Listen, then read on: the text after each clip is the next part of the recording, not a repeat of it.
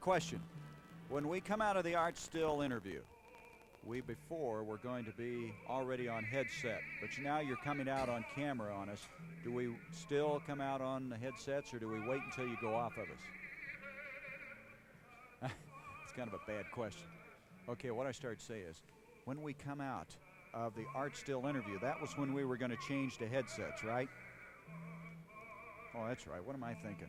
Well, do we go sit down, or are we still on camera? We're still on camera. That's what it is. So we stay here after Art Still. That's right. Oh, you are? Yeah, okay. So that's what we need to know. When Still comes on, we can turn around and sit down. Yeah, that's right. So when Still comes on. Well, Jimmy had said something about a camera shot.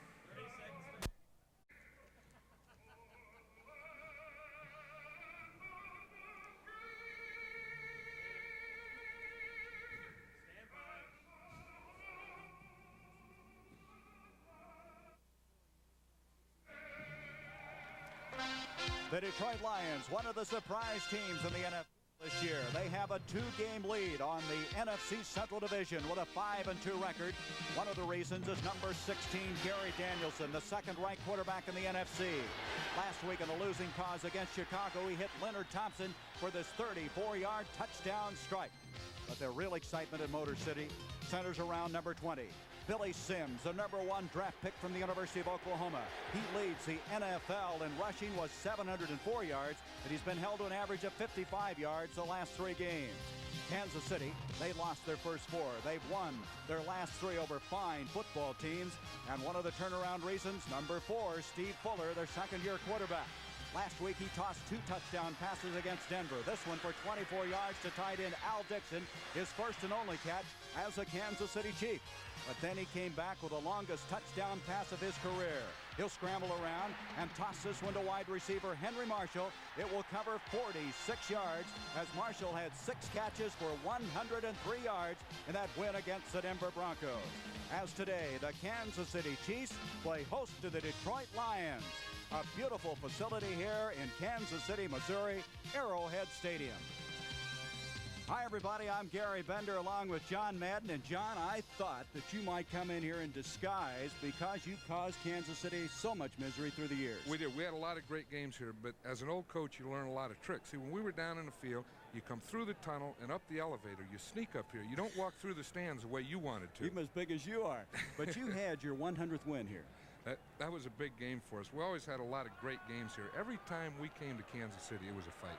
The Detroit Lions are struggling, and one of the reasons, John, is their offensive line is really chopped up. I really believe that all football starts with the offensive line, and I think that the Lions are finding that out. Although they still have Billy Sims, who's a threat anytime he gets the ball. The Chiefs have a lot of respect for Billy Sims. Art Still, their fine young pro defensive end, talked about Billy Sims. What kind of problems he'll pose for them today? Well, Billy Sims is one of the better backs in the leagues right now, and I compare him with Earl Campbell, O.J. Anderson, and in order to beat Detroit, we have to contain him and also a couple other guys on the team, Danielson and Dexter Buzzy, and they got some fine wide receivers, too, at the same time. Kansas City, while they started out slowly, John, they're the exact opposite of Detroit. They have their offensive line healthy now. That's true. They got Jack Rudney back and at center and Charlie Getty at right tackle, and that has really made a big difference in this Kansas City football team. You know, it puts confidence in everyone. It's not only the offensive line, but it's also the quarterback, the wide receivers, and even the defense. All right, you're looking at the twin safeties for Kansas City. The Detroit Lions have won the toss. Carlos Carson, a young rookie from LSU, is back there deep. And kicking off will be Ed Murray, who's been a rookie sensation from the University of Tulane. And wait a minute, we got a false start here. The ball blew over just as Murray was getting ready to tee it up.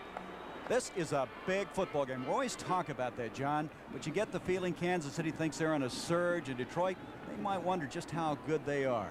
That's right. They wonder if they're as good as they were when they started off undefeated for 5 weeks, or if they're as bad as they were when they lost 2 out of their last 3 games. Eddie Murray hits that one very high. Carlos Carson, that's the rookie from LSU. And he is really belted at the 16-yard line by Ken Calicut. Calicut wasted no time on that. And Carson getting up a little gingerly after he took a real shot. They're going to move the ball just short of the 17-yard line. And let's look now at the offense. This is a fine offensive line. Right, and we see Jack Rudney back there, Charlie Getty at right tackle, but I think the best of the whole bunch is left tackle Matt Herkenhoff. And there's a wide receiver department. Marshall, that big game a week ago. Belton is starting in place of the injured Tony Reed. Right, and I think we'll see a lot of 3 wide receivers today. And there is Steve Fuller. He was drafted in the first round a year ago for Kansas City, and he's going to throw on first down. Broken up beautifully that time by Dave Purifoy. Purifoy, who has 3.5 sacks this year, an excellent pass rusher, and boy, that will mess up your passing game in a hurry. That's right. That's the thing that we always teach those defensive line. Get across the line, get your hands up, make them throw over or through something. This team has 22 sacks. That's 4th in the NFL, and the man that leads them is Al Baker with 5.5. And John Woodcock will be a factor today. And Stan White, he is the coach on the field for this Detroit Lions team. Ray Oldham, he's taken over for Luther Bradley, who's on the injured reserve list. 2nd down and 10. Al Dixon goes in motion. Fuller gives off to Belton. Forrest Belton has running room. He's out to the 25. Ken Fantetti, the middle linebacker. 2nd-round pick a year ago from Wyoming. With the stop, that's about a yard short of the first down. And we see it's a trap play here. The Chiefs do a lot of trapping where they pull the guards and they let an end come across the field, get up the field, then they bring the guard across and trap them. They don't do a lot of man blocking, but they like to pull the guards and kick out on the end.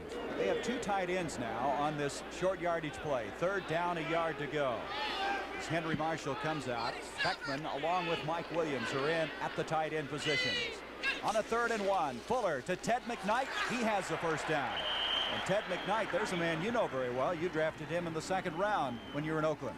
We drafted him, and of course my claim to fame is cut him. We let him go, and of course he's come here to Kansas City and he's done an outstanding job. That's the only mistake you've ever made. No, I made a few at it. Just a couple. You see the stats on Ted McKnight, and so the Chiefs have a first down at the 28-yard line. This Detroit Lion defense has been number 3 against the rush in the NFC, 4th overall in the NFL, so it has not been easy to run against it. Fuller now with the backs of Belton and McKnight behind him. That's Henry Marshall in motion. McKnight is going to get to the 30. Well, he stays on his feet to the 34-yard line. An excellent job that time by McKnight.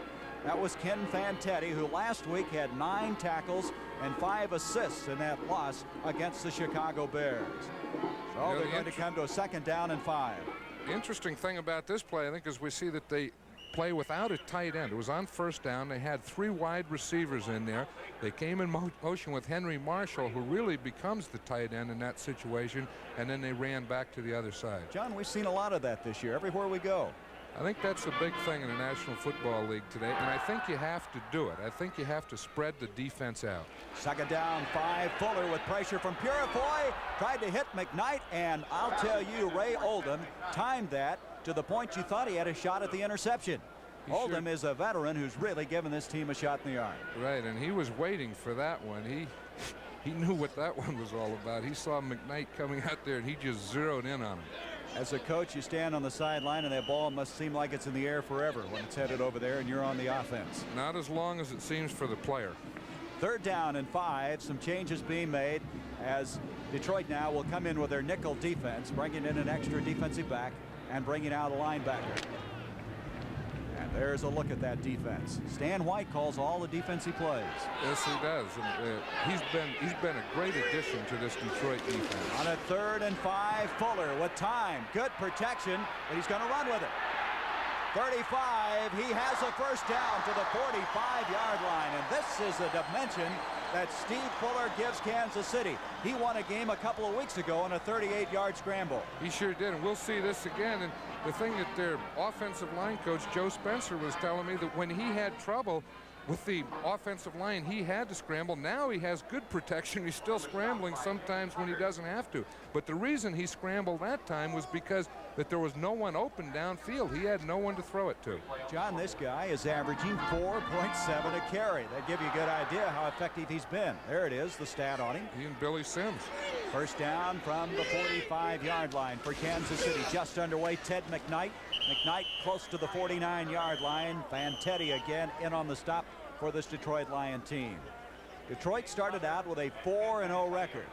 Then they were ambushed by Atlanta, came back to beat New Orleans, and were pretty well pounded last week by Chicago. Let's look at some scores. Atlanta, boy, what a big win that is. A tie in the NFC West now for first place. We were impressed with both of those teams. Washington's won 2 in a row. New Orleans still the only team in the NFL that hasn't won, and Buffalo bounced back today, and that is a real upset. That sure is. 31-13. We'll keep you posted on the scores and other games that are going at this moment. Forrest Belton, and Belton is close to the first down as he moves it to the 45 of Detroit. That's Stan White, the 9-year veteran out of Ohio State, over to make the stop. White came from Baltimore for a draft pick. Also coming over from Baltimore was linebacker coach Maxie Bond. And so they have such communication that Maxie just lets Stan take over during the course of a game. Right, and they can read each other's minds. Maxie on the sideline can tell Coach Monty Clark exactly what defense Stan White is calling. All right, already Kansas City's 2 for 2 on third down conversions. They have a third and a short yard here. Diving over is Arnold Morgado. He is their short yardage man out of Hawaii. He's a man that Coach Mark Levy said never fumbles. Then after he told us that, he knocked on wood. He knocked on wood and said hasn't fumbled. That's an old coaching thing. You know, when you talk about fumbles or interceptions or anything bad that can happen, you always knock on wood, and because you're sure when you say it, it's going to happen the next day. Didn't know you guys are that superstitious. They did get the first down. Morgado able to go over the top and inside the 45 for that first down. Good sustained drive right now for this Kansas City team.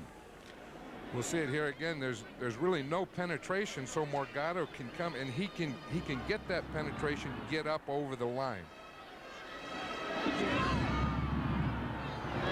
First down now inside the 45. This drive almost 5 minutes old. Here's Belton, and Belton on a first down picks up 3 yards. Woodcock making the stop for the Detroit Lions, and John Mendenhall, number 64, has been shaken up. Mendenhall. And here's the final. Green Bay over Minnesota 16-3, and we welcome the viewers of that game to our game here in Arrowhead Stadium. We have 10:01 left in this first quarter. This is the initial series of the game as Kansas City taking the opening kickoff. Mendenhall is down. We have a timeout on the field. No score from Arrowhead. The Lions against the Chiefs. Rodeo cowboy, never settling down. Don't you ever get lonesome from your traveling around. When the day's work is done and the competition was a little rough, it's good to get back to some easy riding and a friend. That's what friendly skies are all about. I spent the whole day on my feet. I wish I could say that. Spread your wings, fly away. Nothing's all that far. Follow the sunshine. Got 3 fingers. Reach for a star. What was that bull's name? Bad Medicine. And he was. There's friendship on high, where the eagle dares to fly. Ben, that's the nicest ride I've had in a long time. By the friendly sky. Rodeo cowboy, there you go once again. But I know you'll be back riding high with a friend. Second down and 8 for Kansas City as time is back in. As right now the Kansas City Royal fans, and they play just adjacent to the stadium here, Royal Stadium, are up and applauding as there are several of the Royals players in the stands today. And boy, this town, boy, they love their Kansas City Royal team. On a second down 8, Fuller scrambling again, and he's to the 42. He only picked up a yard on the play. Good reaction by Detroit. This telecast is presented by authority of the National Football League, is intended for the private use of our audience. Any rebroadcast or other use of this telecast without the express written consent of the Kansas City Chiefs from the National Football League is prohibited. John, it looks to me like Fuller's looking to run first right now. He sure did. That may have been a quarterback draw because he didn't look downfield too long to see if he had a receiver open. And with a quarterback like Steve Fuller, you will diagram and design quarterback running plays. Thus far, Kansas City has been very successful on third down conversions. Here's another one, 3rd and 7. Fuller intended for Henry Marshall. And that's going to bring up a 4th down. Wayne Smith, who's the nickelback, rookie from Purdue, an 11th round draft pick, over covering this man who is out of the University of Missouri, 6'2", 214. He was a third-round draft pick in 1976. And Bob Grupp, who last year led the NFL in punting, will kick from inside the 45. He's not up there average-wise like he was a year ago. As you can see, 39-1. Well, last year he kicked 43.6. Marv Levy said that he's been in a little slump, and he hopes that he's working himself out of it now. John Arnold is back deep. Also going back, there's Ken Callicutt for the Detroit Lions. Grupp on fourth down, rather, hits a high one. And Callicutt having problems. But the Detroit Lions have recovered at the 20-yard line. Ken Callicutt had that ball go down the front of him. It looks like Ulysses Norris, number 80, the tight end, second-year man from Georgia, came up with a fumble recovery. So Detroit has the football for the first time at the 20-yard line. 9:06 to go, first quarter. Hey, Tommy, you just get in? Yeah. And you switch to natural light? Nah, it's always been my favorite. Natural light tastes better to me. And it's all natural Hey, ingredients? Tommy, your wife just called. She said to tell you, play me or trade me. Is that right? Yeah. Another round of natural light for everybody. And one to go. Natural light. Taste is why you'll switch. I didn't know his wife played baseball. Come experience what lies beyond the sports car. American Motors introduces Eagle SX4, the new four-wheel drive sport machine. Eagle SX4 outcorners Trans Am in soft sand, out-accelerates Mustang Turbo in loose dirt, outbrakes MGB on dry pavement. Plus, the four-wheel drive Eagle SX4 beats them all in gas mileage. Experience driving in the fourth dimension with American Motors. See the battle of the NFL cheerleaders, the Fats Mosconi Pool Challenge, and the Acapulco Cliff Divers next Saturday, 4:30 Eastern on the CBS Sports Spectacular. The Detroit Lions, their first play from the line of scrimmage.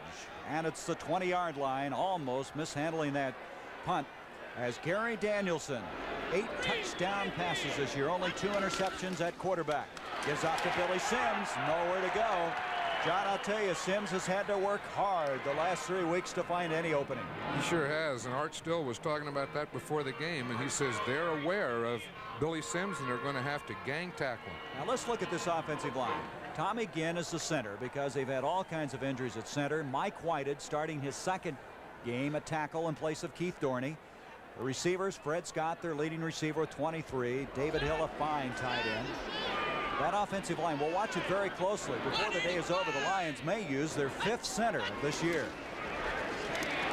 Sims again, and Sims for 2 yards.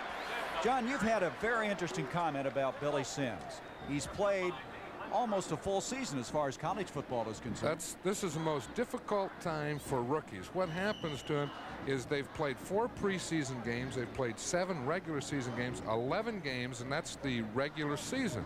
And now you're telling them today, after today's game, you've played 8 games and you're halfway over. And there's a look at that defense of Kansas City. They play the 3-4. That secondary, Barbaro and Green, 2 of the finest young players in the National Football League. 3rd down, still almost 9 yards to go. Again, Sims, his 3rd straight carry, and Sims gets to the 24, and that's all. Herb Christopher, the strong safety, belted him down, and if a trend is set early, the trend is that Kansas City is really zeroing in on number 20. I think the trend is that the Detroit Lions are going to establish that they're going to work Billy Sims today, and the Chiefs are going to establish you aren't going to work Billy Sims today because we're going to have a whole bunch of people wherever he goes. And that was evidenced in the first 3 plays. Tom Skladany to kick the football. J.T. Smith is back now for Kansas City. Skladany coming in here with an average of 40.1, and he hammers that one. Smith will call for the fair catch, and he makes that fair catch at the 26-yard line. A fine kick that time by Skladany. We have 2 teams who have excellent kicking games, and you start talking about place kicking as well as punting. And so the Chiefs will have the ball for the 2nd time. 3 seconds more than 7 minutes to go in this first quarter. Watch out. Winter's almost here, and wind's gonna get you, and cold's gonna get you, and high fuel bills are gonna get you, because you still haven't added more insulation to your attic. So do it now. Get more Owens Corning fiberglass insulation and add another layer to put your house in the pink. See your dealer or contractor. Buy more Owens Corning fiberglass insulation now, before winter gets you. I'm hurting in places I didn't know I had. They got me doing things I never thought I could. Feeling good, feeling strong. Heart is something I belong. The Army can make you feel a lot of ways. Challenged, trained, and proud. With this time, with these people, with this feeling, feeling good, feeling good. What's going on below Flo's Yellow Road? Oh, you slimy varmint! A little skunk goes a long way on the season premiere of Flo, Monday at 8/7 Central and Mountain. That last kick by Skladany, 49 yards. And at the 27-yard line, Kansas City with the ball. Steve Fuller, thus far, 0 for 3 in the passing department. He's been very effective though as a runner, and they come out with 3 wide receivers. One of those, Marshall, goes in motion. And Horace Belton may have gotten a yard as Al Baker hit him. Al Baker is known for his pass rush, but you see him time and time again, John, he'll really lower the boom on you in the rush. That's right, and that's going to be an interesting matchup over there. The 2 number 60s, Matt Herkenoff, who we feel is the best offensive lineman on the Chiefs team, against Al Baker, the best defensive lineman on the Lion defense. John Mendenhall is back in. As you might recall, he was shaken up the last time they were in there defensively. He's back. Mendenhall, Woodcock, Purifoy, and Baker up front. There's those 3 wide receivers that John was talking about, and we'll keep track of that. Fuller, and that's a quarterback draw. Out to the 35. He's going to be short of the first down. And Steve Fuller, there's no question about it, he thinks he can run against this football team. And that's the second time that they've done that. It's interesting, the Chiefs are not using their tight end. They're using 3 wide receivers. They're playing Henry Marshall in the slot, and they're getting a good running game going. They're running inside. Look at this, John. St. Louis leading Baltimore 17-0. Cardinals coming back from, boy, what was a tragedy, and kicking their fine kicker, Steve Little, and that was a very interesting report they had on the NFL Today about Steve as he interviewed his wife. In motion goes Beckman, the tight end. Morgado, their short yardage man, diving over. I believe he got it on a 3rd and 1. And he did. Morgado just short of the 40-yard line. You had a guy like that by the name of Pete Banaszak that you used like that. He was the same way. We were talking to Coach Marv Levy yesterday, and everything that he would say about Morgado reminded me of Banaszak. Every year you go to camp and you're going to cut him. And the next thing you start playing, and he's playing your short yardages, he's playing your special teams, he's winning games for you. He's one of your most valuable players in your team. And that time he picked up a first down at the 40-yard line. Fuller looking to the far side, hits J.T. Smith. Smith makes a move to the 44-yard line. Pretty good coverage that time.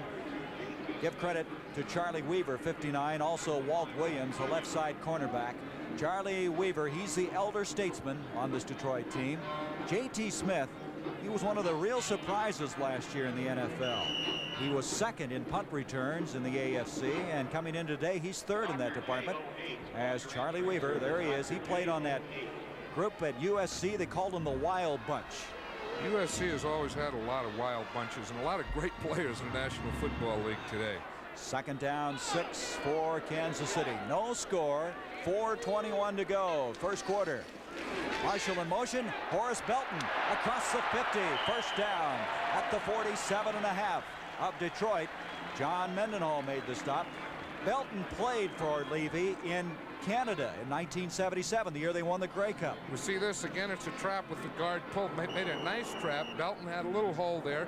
Got up to the inside. Now, I think that this is interesting in that they do have 3 wide receivers, which is really a passing formation. But when you can get running going from your passing formation, then you'll tend to stay with it the whole game. Now this particular time they have 2 tight ends, Williams and Beckman, in on this first down. Fuller play action, in trouble. He gets out of it to the 45, to the 40, 39-yard line. Fuller at 6'4", a 200-pounder, doing an excellent job of carrying the football 2 yards short of the first down. Al Baker and John Mendenhall break through here. They really have Fuller, as we see right here. We see him coming from the outside, one side and the other. They knock each other off, and Fuller runs with the ball. Look at that motion. He has one arm going one way and the other arm going the other way with the ball, but at least when he goes down, he brings it all together. Hey, what's he doing to that theory that quarterbacks can't run in the NFL? They can run as long as they don't get hurt. I think that's a pretty good statement. Second down 2 from the 39. McKnight, and McKnight is very close. Let's look at a score coming up here. San Francisco trying to get back on their winning ways, leading Tampa Bay 7-0. Boy, we've had some upsets today, haven't we? I know that Green Bay looks like they're coming back.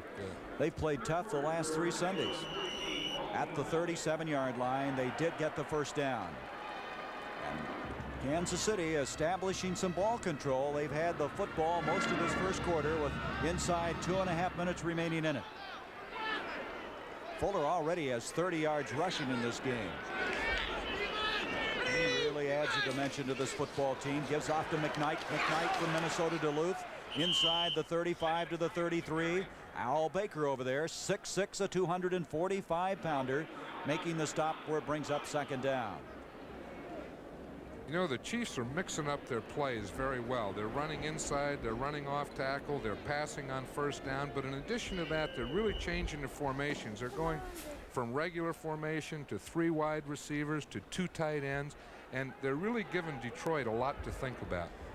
A lot of people watching this game probably surprised to see Detroit in their blue jerseys, but this year Kansas City chose to play their home games in their white jerseys, which is a departure from years past and departure through most of the NFL teams. Most of them wear their dark jerseys.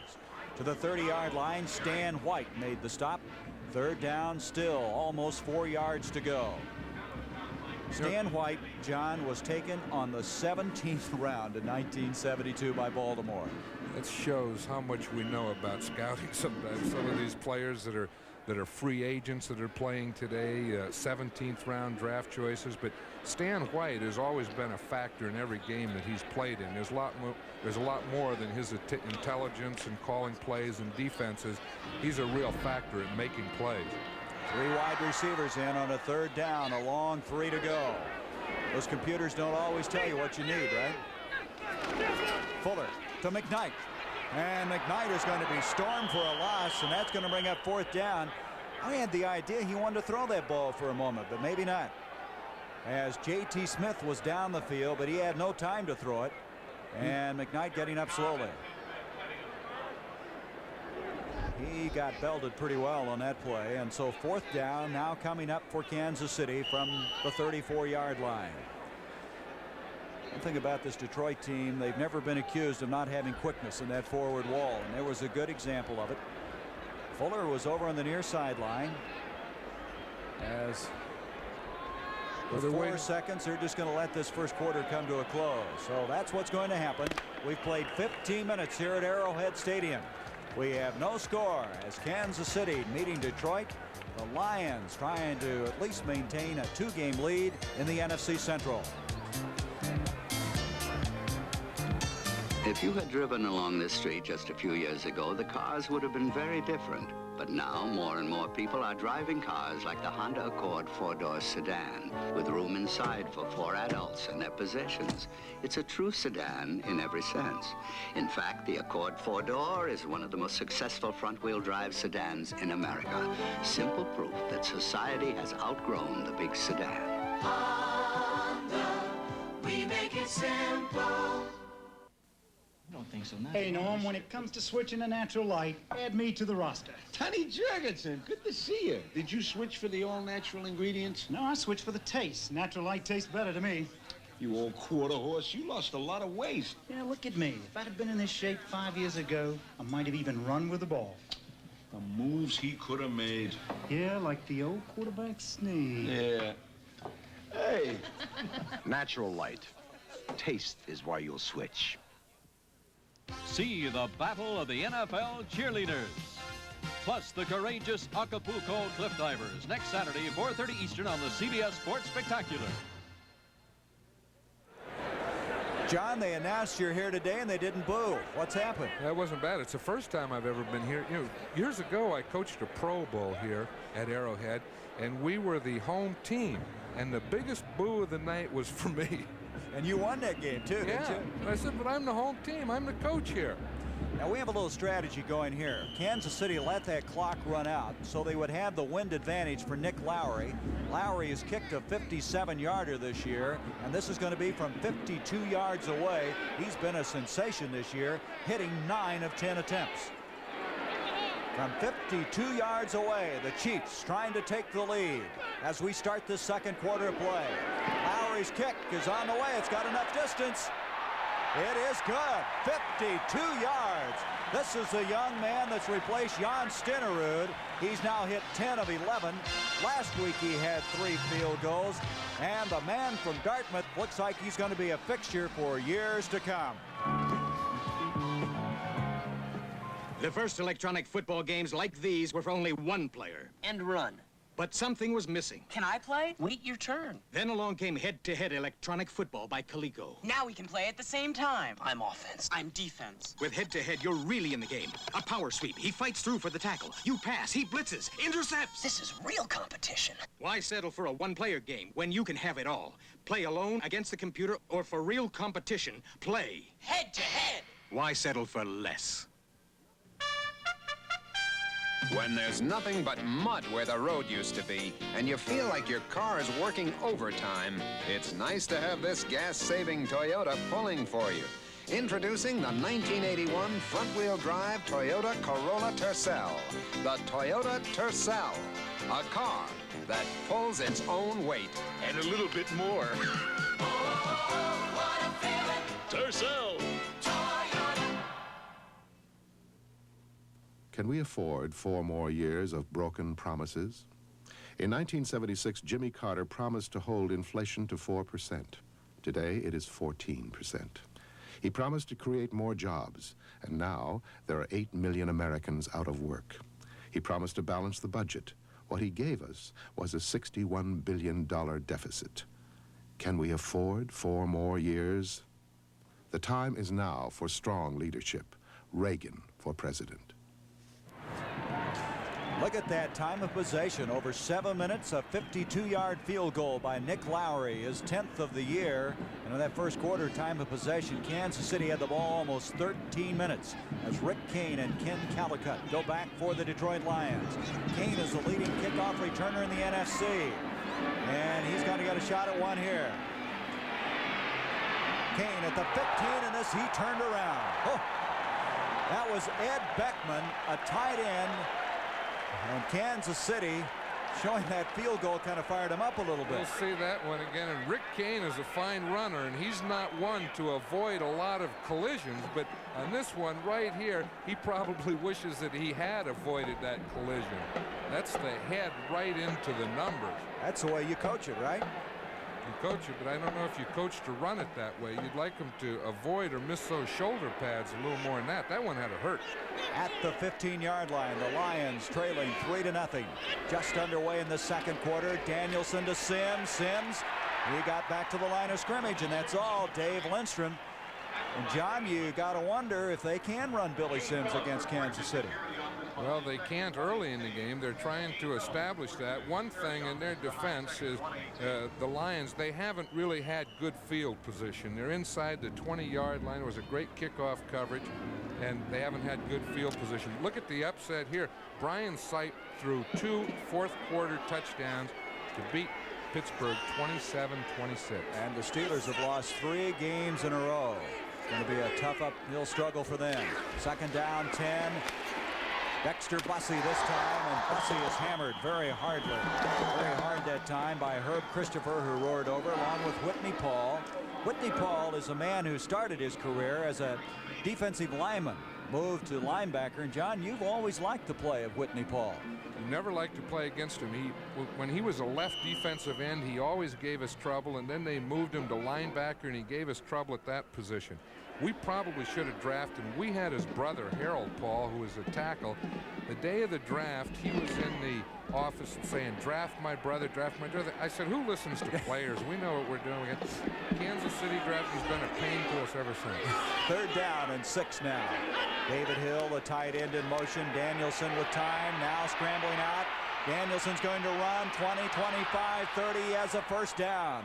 And Gary Danielson, who's been a very effective runner this year, averaging over 6 yards. Gary Danielson on the carry. Doing a good job of carrying that ball out across the 30-yard line. And he gets a play from Monty Clark as he goes back into the field to play. See, again, when you have a quarterback that can run, the defensive line can't rush to a point. As we saw there, Still was coming to the point from one side.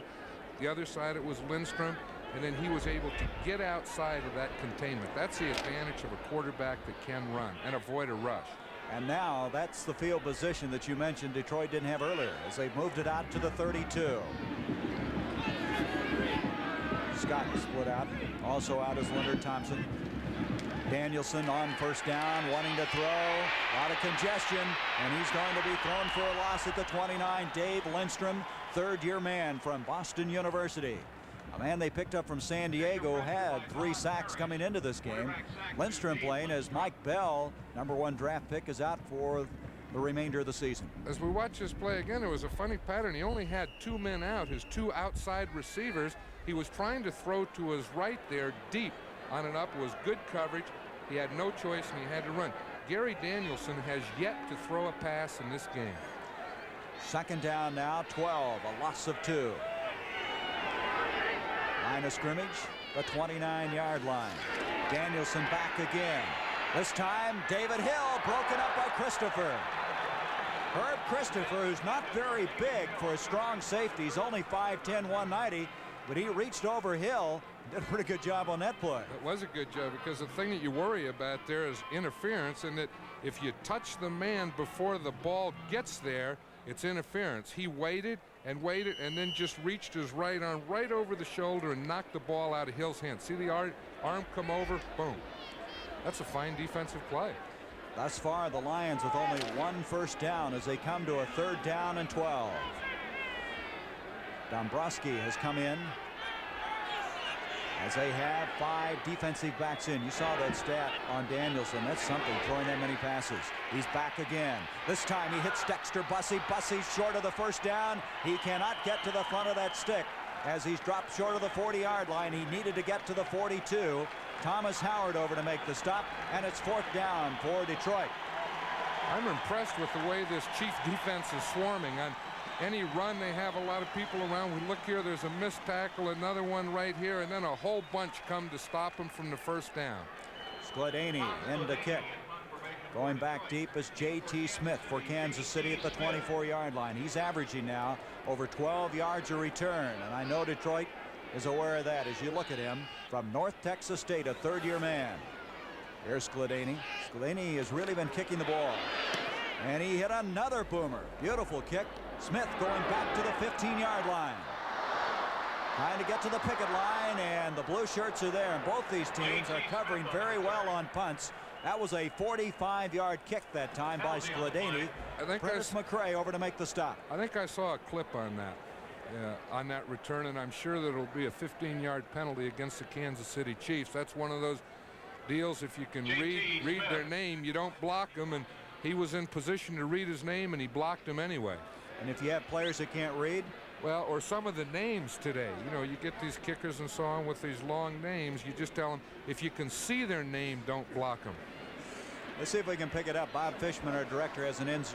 We probably can. It's right up here on this sideline as we come down here. He makes contact. It wasn't blow. It was an upside clip. Right there. See it right there on the right-hand side. See? He was in position to read his name, and he blocked him anyway. So it's back to the 10-yard line. We have a timeout. 12:27 to go until halftime. The Kansas City Chiefs trying to win their 4th in a row.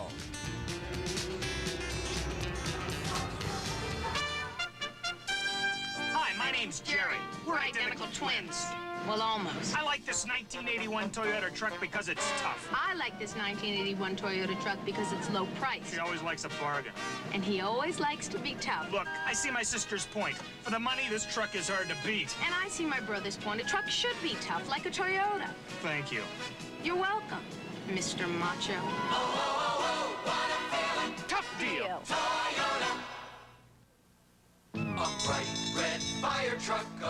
Calliope, a yellow moon, a pink balloon, a golden Dixie jamboree. Yes, America's true colors come through on GE. GE TV brings you America's true colors, vivid and lifelike. And with GE's special VIR2 circuit, the color is automatically adjusted. Yes, America's true colors come through on GE. GE, we bring good things to life. See the battle of the NFL cheerleaders, the Fats Mosconi Pool Challenge, and the Acapulco Cliff Divers next Saturday, 4:30 Eastern on the CBS Sports Spectacular. With John Madden, I'm Gary Bender. It's first down now for Kansas City at the 10-yard line. They lead it 3-0 on the strength of a 52-yard field goal by Nick Lowry. And this Chiefs team, who's won some very impressive games, going for their 4th in a row. They beat Oakland, Houston, and last week Denver. And now trying to add Detroit to that list. Fuller gives off to Beltman as he belted. Oh, great job that time by John Woodcock. The ball is loose. Bill Gay, but it's been dead. Bill Gay, just in case, taking it in, and they'll bring it back. They always do, but those defensive linemen love to run them in. Tampa Bay now has tied up the 49ers 7-7. Cincinnati playing very respectable football, leading Houston. And Seattle, well, they're trailing Oakland. That's always been a good struggle. You've had a lot of trouble with Seattle through the years. Yes, we did. That's Zorn. Zorn is something. He really is. Second down. They may have lost a half yard on that last play. In motion comes Mike Williams, the tight end. Belton again, and the Detroit Lions right now are really stuffing this running game. Al Baker and Woodcock again on the stop. Woodcock was out in 1979. He had back surgery. He was sorely missed, especially because he's very good against the run, and he's shown that the last couple of plays. He sure is. I was talking to him in the locker room before the game. We were talking about Tom Condon, and he said Condon is a strong blocker, a strong guy. He said, I'm not going to get in a strength contest with him. I'm going to try and get around him and beat him with my quickness, which he just did on that last play. 3rd and 13, 3 wide receivers in now, again for Kansas City. Fuller on a little delay to Ted McKnight, but that did not fool Detroit. Tried to cross him up, but the Detroit Lions read it extremely well. And now Kansas City will have to kick from the end zone. Detroit has adjusted well to the running of the Kansas City Chiefs. I think at first they were playing that 3 wide receivers as a passing formation. Now they see that they want to get him in that, spread him out and run. Detroit knows it now, and they're playing to run hard in those situations. John Arnold will go back as he'll get the kick from this man, Bob Grupp. You see his first kick, not what he wanted, but he did get it high and almost got a fumble on it. Good pressure put on. Arnold from the 50-yard line. He's averaging over 7 yards a return, and Kansas City storms him down. I don't know who you give credit to. I guess Belton was down there, one of the first. Also Stan Rome, a wide receiver. And so Detroit with good field position, trailing 3-0. They'll have the ball just about on top of the 50-yard line after a 42-yard kick by Bob Grupp.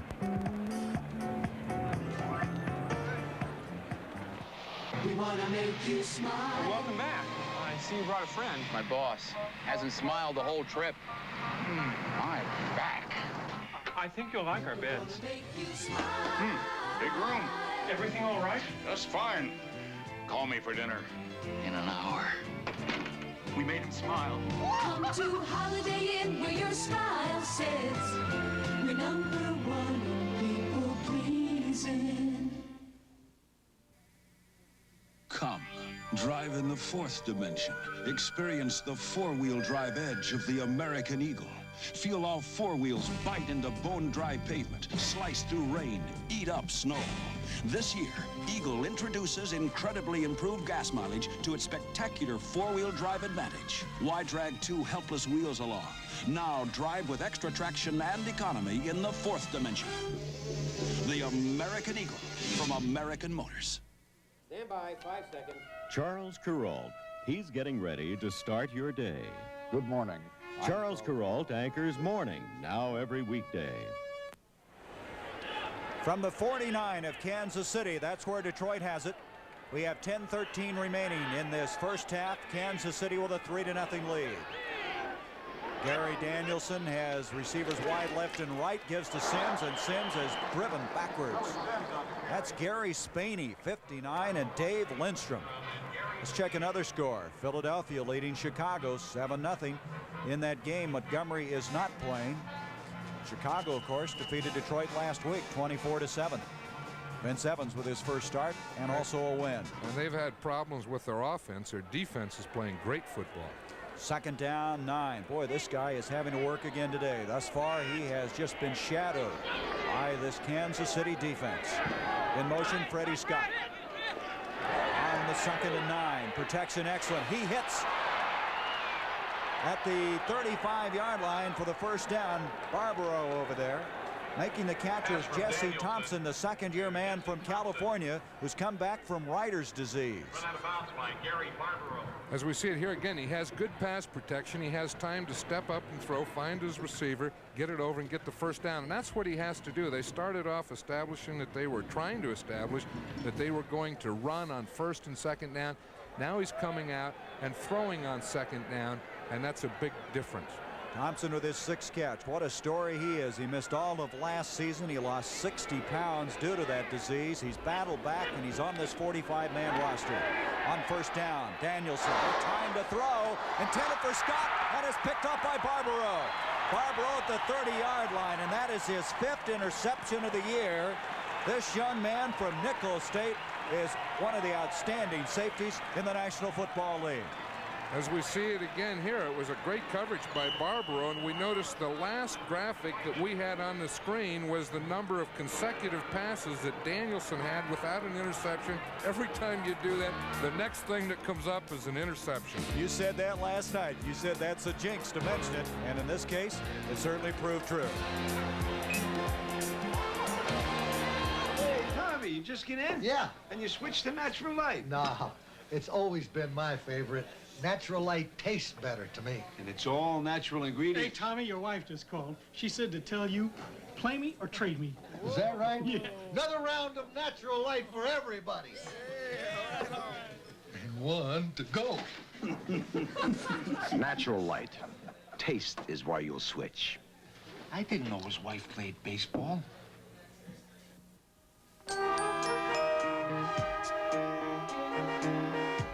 Just imagine if everyone drove a car like the Honda Civic DX, there'd be more room on the freeways. There'd be more space to park. And we'd probably all use less gas. The Honda Civic DX, it could make life a lot simpler. Honda, we make it simple. A lot of excitement here in Kansas City football-wise today, but what about that Kansas City Royal team? Here's George Brett, third baseman for Kansas City. Boy, what a great series. It was fantastic. Beating the Yankees was fantastic, even getting a chance to play in the World Series. And we came up short, but there's always next year. You're a young ball club.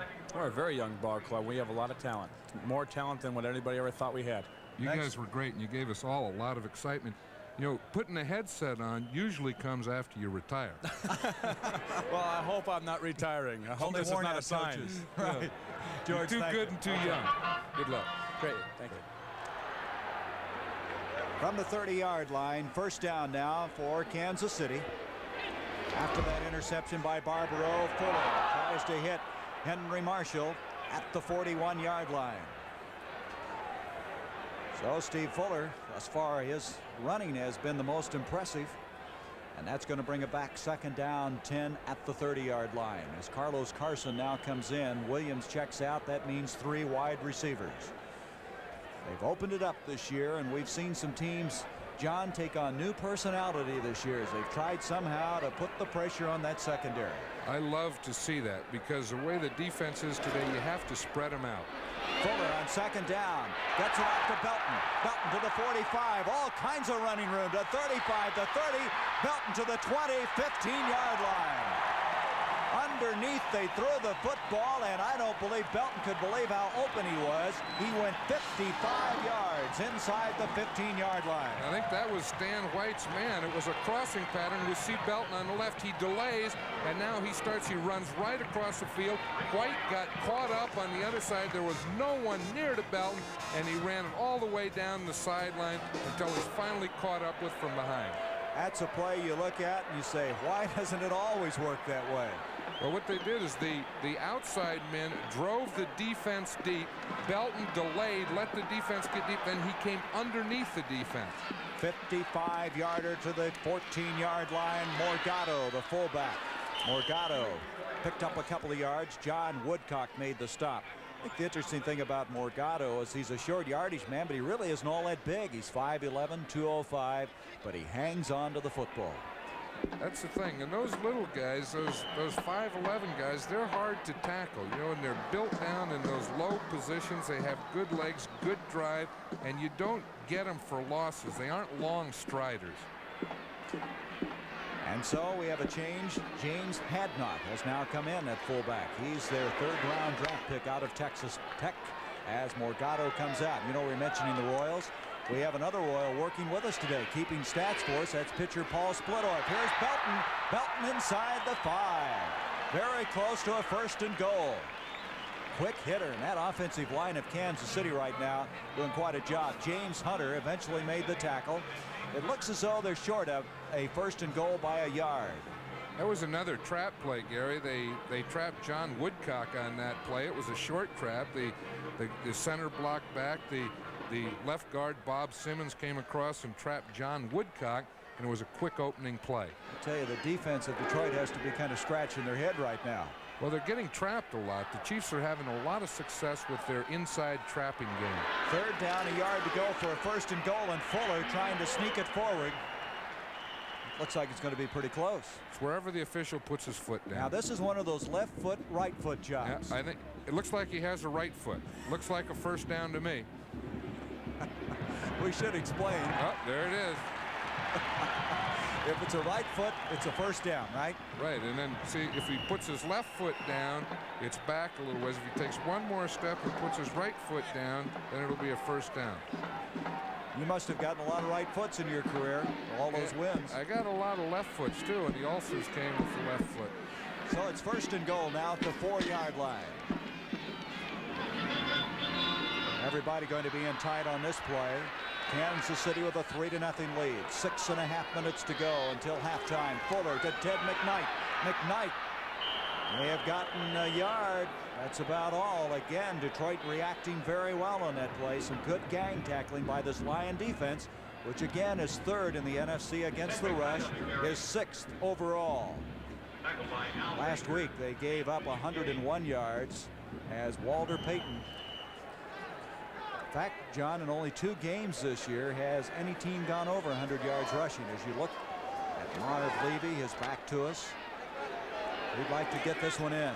That's Joe Spencer there with the towel around his neck. He's the offensive line coach. He's feeling pretty good now.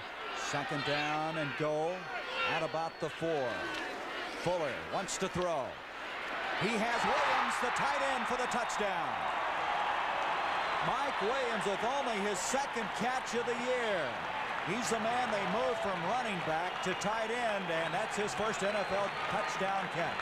Steve Fuller did a nice job on that. Al Dixon, the tight end on the other side, was running a crossing pattern from the outside. You see him here. He's looking to the left. He's trying to find Dixon. He doesn't see Dixon. He can't find it now. He comes back and hits Mike Williams. Boy, what a thrill that's got to be for this young man who's been adapting to that tight end spot. And coming up with the catch for the touchdown. Lowry, the point after attempt. He's big, 6'4". I think O'Donohue's maybe the biggest. He's 6'6", who's now doing the place kicking for St. Louis. Lowry made that look easy. Little chip shot for him. And now Kansas City with a 10-0 lead with 5:39 to go in this first half of play as Warpaint is on the move here in Arrowhead Stadium. Watch out. Winter's almost here, and wind's gonna get you, and cold's gonna get you, and high fuel bills are gonna get you, because you still haven't added more insulation to your attic. So do it now. Get more Owens Corning fiberglass insulation and add another layer to put your house in the pink. See your dealer or contractor. Buy more Owens Corning fiberglass insulation now, before winter gets you. If you had driven along this street just a few years ago, the cars would have been very different. But now, more and more people are driving cars like the Honda Accord four-door sedan, with room inside for 4 adults and their possessions. It's a true sedan in every sense. In fact, the Accord four-door is one of the most successful front-wheel drive sedans in America. Simple proof that society has outgrown the big sedan. Honda, we make it simple. Live for the title, see undefeated WBA lightweight champion Hilmer Kenty meet top-ranked WBC contender Villamar Fernandez, Saturday, November 8th on the CBS. One of the traditions here at Arrowhead Stadium is each time the Chiefs score, war paint's on the move. One year we darn near killed old War Paint. The Chiefs scored 48 points against us, and in those days, War Paint used to run around the field. After about that 4th touchdown, his tongue was hanging out. That didn't help your disposition any, did it? Oh, Rick Kane lost the ball. And the Chiefs are trying to recover. Who has it? It's at the 1-yard line, and Detroit has come up with it. Rick Kane let that ball go right through him, and I want to see this on a replay. Just like he lost track of the ball all of a sudden. That ball did stay in the air a long time. You know, we talk about hang time, and it's usually for punts, but Lowry got a good hang time on his kickoff, and it looked like Kane was waiting and waiting and waiting, and he got a little anxious to get going. And as he was running forward, it looked like the ball hit him and maybe got a piece of his shoulder pads and then down low. He left the ball. That's kind of embarrassing, isn't it? That is embarrassing. And it's got to be a little frightening to know that everybody's coming after you in that football. You've got your back to them. Danielson now 2 of 4 for 22 yards and an interception. Has the ball at the 1-yard line. Detroit fortunately got on that. And out they come. Dexter Bussey. And Bussey gets some breathing room for this team. Out to the 13. Herb Christopher made the stop. Let's go back on that touchdown to Mike Williams. We have a little different angle of it. We see it here. We see Fuller come out. He was looking left, waiting. Then he found Williams and came right back to him. So a first down run that time by Bussey. That was a big run because that got them off their goal line where they have a little breathing room now. 4:55 to go in the first half. And they go back to Sims again. And Sylvester Hicks is there. Barbaro is there. Gary Spaney is there. And Billy Sims must feel that the whole team was there. I know. When you get that weak safety, Gary Barbaro, up that quick where he's meeting you in the line of scrimmage, you know that you have a whole lot of them keying on you. Billy Sims started out the year with 153 yards. The next day of the next game, 134, then 157. And since that time, he hasn't been able to go over 100 yards. Maybe he made his presence felt too strong in the first part of the season. He has drawn an attention to himself. Oh, wait a minute. David Hill firing off. You know, Monty Clark said that about the team. He said, we're getting more and more attention, which means we're going to have to play better and better football. And that offside will step off 5 yards against Detroit. And I'm sure you talk about Monty Clark. I know that that's one of the things that upsets him because Monty Clark likes the discipline, precision, no mistakes, everyone doing what they have to. Encroachment, number 81, offense. And so it's David Hill, the referee, Jerry Seaman. Bill O'Brien there. I talked to him earlier before the game. They were making fun of me. I thought there were some fans. 2nd and 12.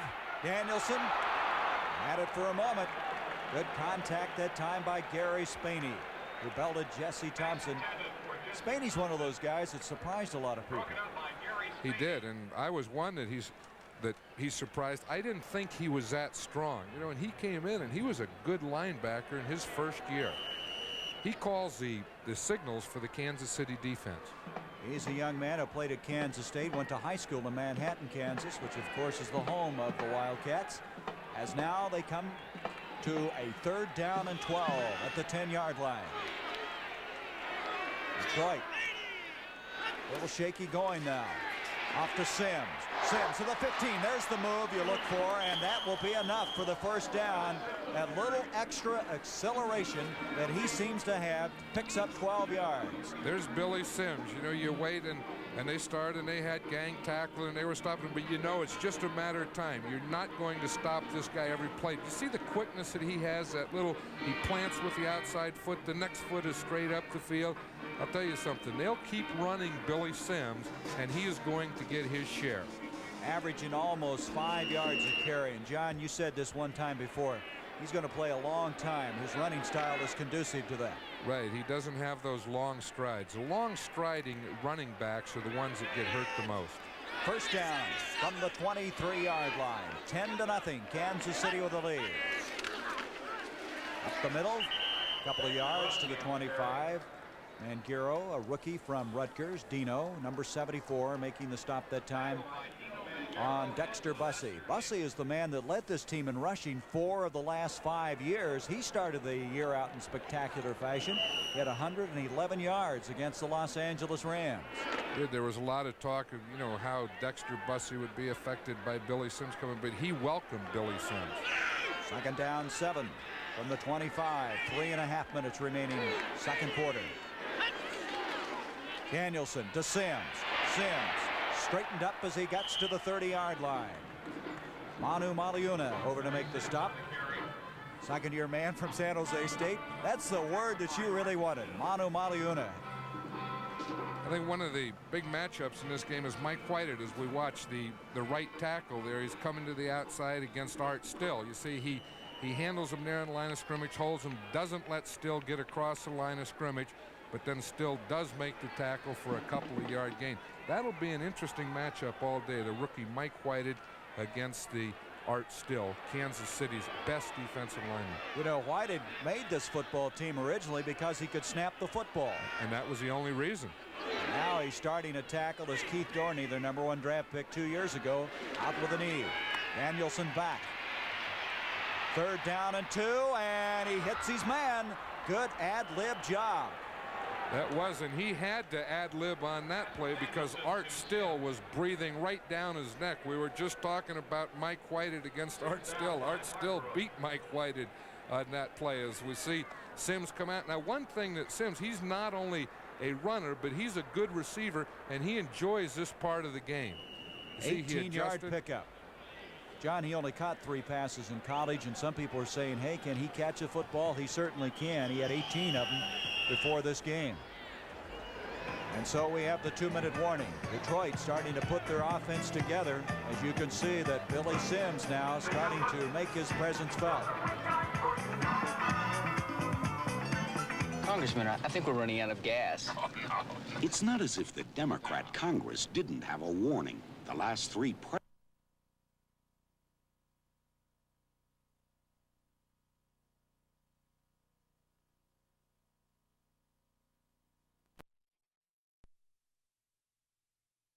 and drove this new Mazda RX-7, and that's all it took. Just one look, that's all it took. Yeah, just one look, that's all it took. The Mazda RX-7 keeps getting better. Even the mileage is 24% better than last year. And the more I looked, the more I liked the looks of its price. The more you look, the more you like. On the CBS Wednesday night movies, the Jane Mansfield story. She was a sex symbol of the 50s, but her dream life would go sour. Lonnie Anderson stars Wednesday. You see the time remaining and you see the score. And John, you just made a comment. The offense of Detroit now giving their defense a rest. That was important. Kansas City had the ball for so long that the Detroit defense had to be getting tired. With these 1st downs and with this drive, now the defense can get rested. 1st down from the 48. Danielson. Scott is loose at the 30-yard line. Scott inside the 25. He fumbled the ball. It's loose. I believe, though, they have ruled the ball dead. Let's see. I think the whistle blew before he fumbled the ball, and I'm sure it's still the Lions' ball. 28-yard pickup, and Scott made quite a move after he caught that football to get additional yardage on the play. One thing that we know about Fred Scott is that he can get open, he can catch the ball, but he can also run with the ball. Remember a couple weeks ago against the Saints when he ran that big reverse? 48-yard touchdown. As we'll see it here again, the Saint defense is doing a pretty good job of pass protection. Needed help from Billy Sims to pass protect on that last one. But you see, when Scott gets the ball, he knows where to go with it, right up the field towards the goal line. Christopher eventually made the stop, but that picked up some big yardage for this team. Right. When he was initially hit, the official blew the whistle, so the ball was dead, and that fumble doesn't count. So Detroit now getting some confidence in that offense, and you know what seemed to make it happen is when Sims made that 12-yard run. That's right. I think they were waiting, and again, that's a confidence thing. They know that Billy Sims is so important to this offense, and when he's being held down and contained, then it affects them all. Conversely, when he gets away, then boom, they all feel better about it. All the scores and highlights at halftime, as well as that special feature of Legends of the Game. Jack Whitaker's feature of John Mackey. He caused you some problems. There was a tight end. He could do it all. He could catch the ball, and he was a real strong blocker. The Lions now with 2 timeouts remaining after just asking for one at the 1:33 mark. First down at the 23. Billy Sims needs a block. He's going to make it to the 21, and that's all. Whitney Paul came up, took that interference on, and made the stop. Paul out of Colorado, 6'3", 220. Just playing superbly this year for Kansas City. You're going to mark it at the 20-yard line to bring up second down, a long 6 to go. Lions without a huddle. Here's Sims again, and this time Lindstrom, 71 there. Lindstrom has really played well in this first half. I'll tell you, that was a big play for him, because now they create a 3rd and long where Detroit will have to take a timeout, and they'll be in a passing situation here. You can see the time ticking away. Jesse Thompson replaces Leonard Thompson. They're no relation at the wide receiver spot. 3rd down, still 7 yards to go from the 20-yard line. And they didn't take a timeout. No, they didn't. Taking a lot of time getting this play underway. They did at the 31-second mark. Danielson scrambling around. Danielson has David Hill, the tight end. He almost dropped it, but he hangs on at the 8-yard line. And timeout now called by Detroit with 22 seconds. They'll have 1 left. Hill almost didn't hang on to that ball. A 12-yard pass completion. There he is, a Pro Bowler the last 2 years out of Texas A&I. You see the time remaining. And Detroit trailing 10-0. They'd like to get at least a field goal before halftime. They would, and it's interesting now with 22 seconds, they only have 1 timeout. They'll probably have to save that timeout in case they have to kick a field goal, so they should go to the end zone or to the sidelines with these next couple passes. But you see the advantage of a scrambling quarterback. He started to get rushed. He couldn't find anything. Now he was able to move a little and buy some more time until he could find David Hill. You know, David Hill had a real fight going on with Christopher, and that ball bounced away from him. Christopher reached in, but Hill, as strong as he is, able to hang on, and they have a 1st and goal at the 8-yard line. You know, we were talking about John Mackey at halftime. That's one of the things where strength comes in, and that's what he could always do. He would bull those strong safeties around, get in position, as David Hill did there, where they can use the basketball type thing, you know, get their body between the ball and the defender. Ed Murray, who's their field goal kicker this year, is 14-20, but he was 0 for 2 last week and had 1 field goal block. Right now, Detroit's thinking touchdown, not field goal. And if they can get a touchdown, this will be a different ball game going into the halftime. Scott. Jesse Thompson split to the top. Danielson trying to get Sims over there. He has 3 seconds, 2 seconds, 1. He's going to have a delay of game. Danielson has a delay of game. Well, that was probably a pretty good decision on Gary Danielson's part. He didn't like the formation he had. Now, his alternative there was either to take the delay of game or take a timeout. He only has 1 timeout. He couldn't use it there. He didn't want to run the play down here on the 7-yard line, 8-yard line, so he decided that he would take the 5 yards and then call another play, get everything straightened out, get ready to go again. So that moves the ball out to the 13-yard line. Delay of game, number 16, offense. That's interesting. Just yell out a number for delay of game and they mention one down. Here's Danielson from the 13. In motion. Goes Sims. Danielson with time. In the corner, Scott. Scott with Eric Harris, number 44, with him all the way. Harris is the young man from the Canadian Football League who has 2 interceptions this year. He had that one covered very well. He sure did. There was no place for Danielson to throw that ball, but again, he knows it was only first down. He still has his 3 downs to go, so he really threw that one away. You see it now, 2nd and goal, and you see also the time remaining 17 seconds. You don't want to force the ball down here. It's either there or you throw it away. Do they have 2 plays left here before they go for a field goal? Yes, very definitely. On the 13, Danielson again. And he has his man, a remarkable catch by Jesse Thompson.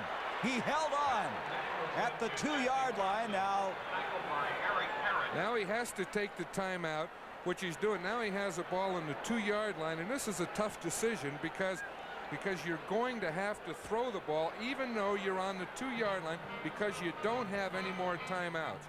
Danielson is going over, and he was kind of moving his arm around there and holding his shoulder. I wonder if he may have got hit on that last play. Well, he has a shoulder that's been giving a difficult time. Look at this again. Look at this catch by Thompson.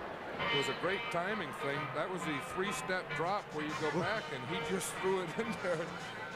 I think that was an amazing effort just holding on to that ball, but you may as well hold on to it down there because you know you're going to get hit. You get hit the same if you catch it or if you don't catch it. They're actually going to mark that ball at the 3-yard line, John. Now, no timeouts left. Boy, this is a tough situation. Well, you have to pass. It has to be a passing play, and the best type of passing down here is a play pass where you fake a run and then have a crossing tight pattern to a tight end. It's a very difficult place to pass because the end zone, of course, is 10 yards and you only have 3, so the defense only has to defend 13 yards of territory. You hope that you can hold someone or fool someone. Now the Chiefs have jumped into a 4-man front. Mangaro has come in. 3rd and goal from the 3-yard line. 11 seconds left in this first half. Danielson back looking for somebody. He has David Hill. Christopher covering, and so they will attempt the field goal. 4th down. And Murray will come in. Now I should mention again that he had 1 blocked last week. He was 0 for 2. He hit his first 7 this year. He's a 7th round draft pick from Tulane. Then he missed 2 in a row, then hit 4 in a row. He still is leading the NFC in scoring with 60 points. You know, this isn't a bad situation to fake a field goal because you could fake and you could throw the ball and then come back and kick a field goal. And I recall a couple of weeks ago we watched him do that in practice. A kick on the way by Ed Murray, and Murray has it. And the Lions are on the scoreboard as Eric Hipple holding on that particular conversion or field goal attempt. And so it's a 10-3 game, and I would imagine, John, that Detroit really now has a great amount of confidence. That last drive, they did a little bit of everything, and they did it very well. You know, Hipple did a nice job of holding on this play, Gary. You would see here the ball was outside and low, but he got it, brought it back in, and got it down in time for Murray to get it up for the field goal. I think the big thing that changes is that it rested the defense, because that Detroit defense was starting to get tired and worn down. Now they'll be recovered. They'll go in at halftime. They'll be able to come out fresh in the second half and start all over again. 10-3. As Detroit will be kicking off a 20-yard field goal that time by Eddie Murray. Murray has really been a pleasant surprise. Both these teams, John, made changes in the field goal kicking department. Ricardo was replaced by Murray, and of course we mentioned earlier that Lowry replaced Jan Stenerud. See the job that he did here? It was down, he lost it, he picked it up and got it again. That was a good job by both the quarterback and the kicker. The kicker had a hold a little while, and it was a good job by our cameraman. It was a good job. Back deep, Carlos Carson standing at the 5. Morgado was also back there, along with Mike Williams. And a little little squibber. Bouncing around, and Morgado's going to take it to the 25-yard line.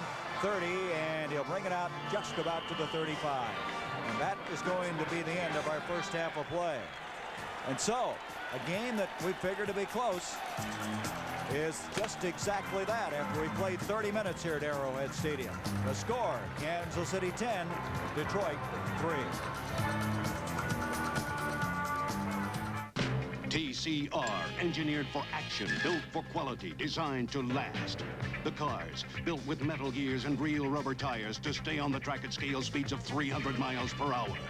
The Jam Car, a moving obstacle that constantly tests your passing skills, and only TCR's got it. The toll-free number, it'll answer all your questions and keep you racing day and night. TCR, slotless racing from Ideal. It costs more, but it's worth it. For 1981, the Toyota Celica Supra gets recharged.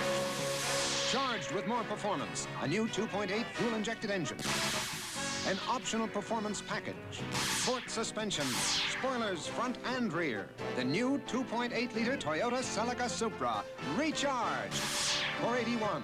A Celica never performed like this before. Supra! It's halftime at Arrowhead Stadium in Kansas City, where the Chiefs lead the Detroit Lions 10-3. A 52-yard field goal by Nick Lowry, and also a 20-yarder by Eddie Murray, and then a touchdown pass from Steve Fuller to Mike Williams. The difference thus far as we have 30 minutes of football remaining here in Kansas City. I can make it. But some of my friends just can't live with the inflation. My son and his family, it's so hard for them. Why doesn't someone in Washington do something about prices? Too many people are suffering. I think I'll make it, though. For 25 years, the Democrats have controlled Congress, and they've let inflation steal something good from America. Vote Republican for a change. Introducing a car with better ideas from Germany, Japan, America, from around the world. Introducing a world car. The new Ford Escort, built in America with better ideas from around the world. Escort has higher gas mileage ratings than Rabbit, Accord, Corolla hatchback, yet it is roomier inside. And Escort has four-wheel independent suspension, front-wheel drive. Ford Escort, built in America to take on the world. I think that accomplishments, the things I can take the most pride in, come not from the football field, but when I help others. Hi, I'm Ted Albrecht of the Chicago Bears. Over there is Soldiers Field, where I play football, and these are some of my pals from the Abraham Lincoln Center here on the south side of Chicago. Why don't you come along and we'll show you the center. Come on, guys. This center plays a big role in the life of this neighborhood. That's why United Way supports it. Here they give courses in the arts, teach young people to work and perform with others. It's giving a chance to people to help themselves, to learn job skills and become a productive part of their community. That's what we mean when we say United Way works for all of us. United Way really makes a difference here in Chicago. Thanks to you, it's working for all of us, the United Way. Right? Right! The preceding announcement was furnished as a public service by the National Football League. 10-3 our halftime score. John Madden has a ring here commemorating his 100th victory in 10 seasons. There's only been 2 men in the history of the National Football League able to accomplish that. It's this guy here and also his good friend Don Shula. As we mentioned at the top of the show, that 100th win happened right here. Right here in Kansas City, and we had some great battles here. I was just talking to Bobby Bell outside, the great Chief linebacker for years, and that brought back the memories of those games and the rivalry that we had not only here but in Oakland. Every time we played the Chiefs, it was a big game and a meaningful game. Who made that ring for you? How did it all come about? Well, my wife thought that I should retire. So I said, well, you know, we're close to 100 games. It would be nice to win 100 games and then retire. So that was important to her. So when we won the 100th, she had it made. She said, okay, you said you wanted to win 100. You won 100. Here's your ring. That's it. That's super, John. Let's take a look now at the statistics in this first half of play. Hey, it's getting a little chilly here in Kansas City as it's going to be dark before this game is over. But in that first half, I think the best way to put it is the first quarter was Kansas City, the second quarter was Detroit. That's right, and now we go to the third and fourth to see what happens. But Kansas City won the first quarter, Detroit won the second quarter. But look at that time of possession. Still, it was still 19 minutes for Kansas City to 11 minutes from Detroit. They had almost 13 minutes in that first quarter, John. Kansas City did. We start the second half. Nick Lowry kicking off. This is Kane, and he has this one after fumbling one earlier in the game. He comes out across the 20, 25, 26-yard line. And Detroit, who finished that first half on the field goal by Eddie Murray, starts this second half of play. And we mentioned as we went away that Detroit had to get some real confidence in themselves the way they finished that first half. A 96-yard drive that was culminated in that 20-yard field goal. That's a good feeling to go into halftime with. You know, that first quarter, they may have been a little frustrated, but at the end of the second quarter, I think they got rid of that frustration. From the 26-yard line, Detroit, first down. Billy Sims, he has running room, and he has a first down. Across the 35 to the 37. Mano Maliuna over there to make the stop along with Eric Harris. 12-yard pickup by this young man from Oklahoma. Did you see him at the start of the game? He came in, his cowboy hat and a three-piece suit. He looked good, didn't he? And he was down there talking to his coach, Barry Switzer, his college coach. They were down there together talking about the old days and about Oklahoma and how they were doing. And but I'll tell you one thing, Detroit has true confidence in Billy Sims, not just the type you talk about, because they keep running them. #1 rushing offense in the NFL. Detroit starting out very impressively in the second half. This time, though, it doesn't get much. Sims maybe a yard. Lindstrom with the stop. They only had 60 yards in that first half. And look at that, 65 yards against Chicago. But we mentioned, John, Chicago, there's been nothing wrong with their defense this year. No, that's right. And the Lions, again, they've had some problems with the offensive line, which some of that can be attributed to. But when you have Billy Sims back there, it doesn't take a lot of blocking or a big hole. You know, in their losses, they've averaged 69 yards. In their 5 wins, they've averaged 205 yards on the ground. So that's been the key statistic in their success.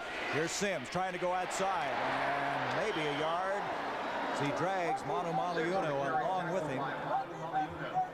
Going to bring up a third down. Let's take an isolation look at number 20. The Lions are starting the same way in the second half that they started the game, running the ball to this man, Billy Sims. You see those little moves? He even looks exciting when he doesn't gain any yards. What's that guy's name, number 54? What's his Frank. name? Just From kidding. UCLA. You've been practicing for all week on that guy's Manu name. Maliuna. Very well done. All right, on the third down conversions. You see what their success has been. It's 3rd down and 6. Here's Hill in motion. And it's going to Hill. Whoops. It's like a shortstop. Going between his legs. That was Lindstrom putting some pretty good pressure on, and so that brings up 4th down. That was a screen pass, and Lindstrom should have been blocked a little longer than he was by Carl Baldischweiler. He started to get out in front of the screen pass, and Lindstrom was there and put too much pressure on Danielson, so he had to throw the ball sooner than he wanted to. You saw that average of Skladany for the day, 48 yards. J.T. Smith goes back to the 10-yard line.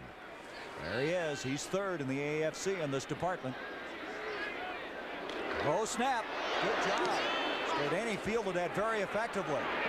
And the ball is going to go out of bounds in the vicinity of the 25-yard line. That was a heck of a job by Skladany. Keep that ball from getting by him. A 35-yard kick under some less than ideal circumstances. And so Kansas City has the football for the first time in the second half. As Kansas City with a 3-4 record, they'd like to move up in the AFC West. This is the oil that saves you gas, but it does more. It can take you from New York to London to Paris to Sweden to Tokyo to Hollywood and back to New York. 25,000 miles without an oil change. Mobil 1, the oil that saves you gas and more. Space Station 12, this is ground control. There seems to be a weight variance of plus 3 pounds in the main cabin. Please confirm, over. This is Space Station 12. Cannot confirm weight variance. Breaking for chow now, over. Gentlemen, this is our steak. This is our salad. And this is our weight variance. All right, Strohs. Captain, now I know why you're captain. On the CBS Wednesday night movies, the Jane Mansfield story. She was a sex symbol of the 50s, but her dream life would go sour. Lonnie Anderson stars Wednesday. From the 25, Steve Fuller and his teammates will have the football for the first time in the second half, and 3 wide receivers have come into the football game. Stan Rome, J.T. Smith, and Henry Marshall. And Marshall goes in motion, and Fuller on a first down gives off, and Horace Belton's all the way to the 35, and that's almost a first down. Dave Purifoy, they crossed him up on that play. They were looking for the pass, quite obviously. That's right. It was interesting that the Lions came out. They started the same way they started the game. They started running to Billy Sims. The Chiefs came out. They start the same thing. 3 wide receivers hitting the inside running game. St. Louis over Baltimore 17-10. The Colts tried to come back on a long pass from Jones to Carr. The Cardinals, with some real adversity, able to win that one. They're going to have the first down just across the 35 on that 10-yard run. Marshall in motion again. Belton again. Belton doing a very good job for this team. Brings it out to the 39. Tom Tuine making the stop out of Hawaii, the rookie. And so at the 40-yard line, it's going to bring up second down, 7 yards to go. As coming in now will be J.T. Smith. Also Dixon comes in as Williams and Beckman check out. They had 2 tight ends in on that last play. That's right, on the second down. And I'm impressed with that, what the Chiefs are doing here. They're not only having a good mixture of plays, run and pass, but they also have a nice mixture of formation. And John Levy went from the wing tee after using that the first 2 years. This first year they've used that pro set as well as the eye. Fuller back and in trouble. Gets away from Baker. Off to Ted McKnight. Stan White can't get him down. Gay can't get him down, but he's finally stormed down at the 32. That looked like it may have been a broken pass. It looked like the pass protection by Matt Herkenhoff. He tries to cut Al Baker here on the pass protection left side. He doesn't get him, and we see Baker right there, and Fuller runs around, finds McKnight, gets it off to him, and salvages a little something. Stan White, just by spinning him around, gave the Lions time to get there defensively. That's all it takes. That's right. And at the 32, the loss brings up third down, 13 yards to go. 10-3, Kansas City leading the Detroit Lions. Fuller back, time to throw. McKnight 35, 40, and at the 41. That'll be 4 yards short of the first down. And we'll bring up a fourth down. Stan White, Al Baker over there. Look at Baker.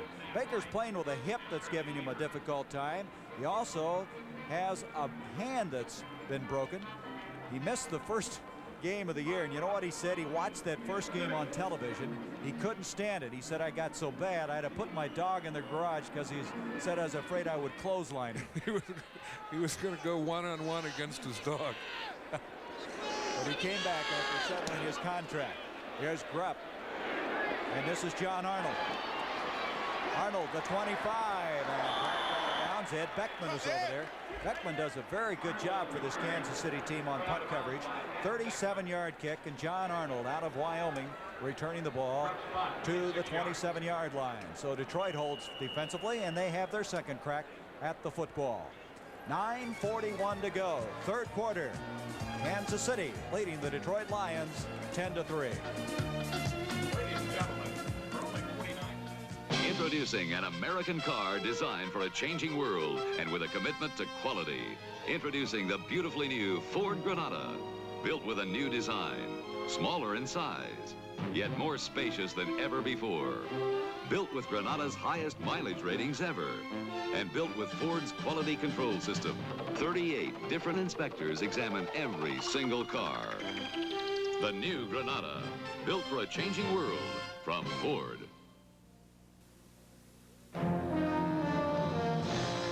Trail boss on a cattle drive. You put in long days under the big sky, and when the work's over, you head for the mountains. Busch. Head for the beer that goes down smooth as a mountain stream. Brewed the natural way, so it's always as smooth as its name. Busch. Head for Busch beer. Head for the mountain. Gary Bender with John Madden. The ball at the 28-yard line for Detroit. First down. 10-3. Kansas City with the lead. Thompson, Scott split out for Gary Danielson. Danielson off to Sims. Sims looking for a block. It doesn't materialize. And he loses yardage. All he really needs, John, is to get those shoulders turned up the field. That's right, and I'll tell you who didn't let him on that play was a strong safety, Herb Christopher. He came out, they were trying to block Herb Christopher. He plays off the block, and I think we'll see it out here as we see 41 come from the outside. You see, he didn't let him get outside. He didn't let Sims get his shoulders squared and turned upfield.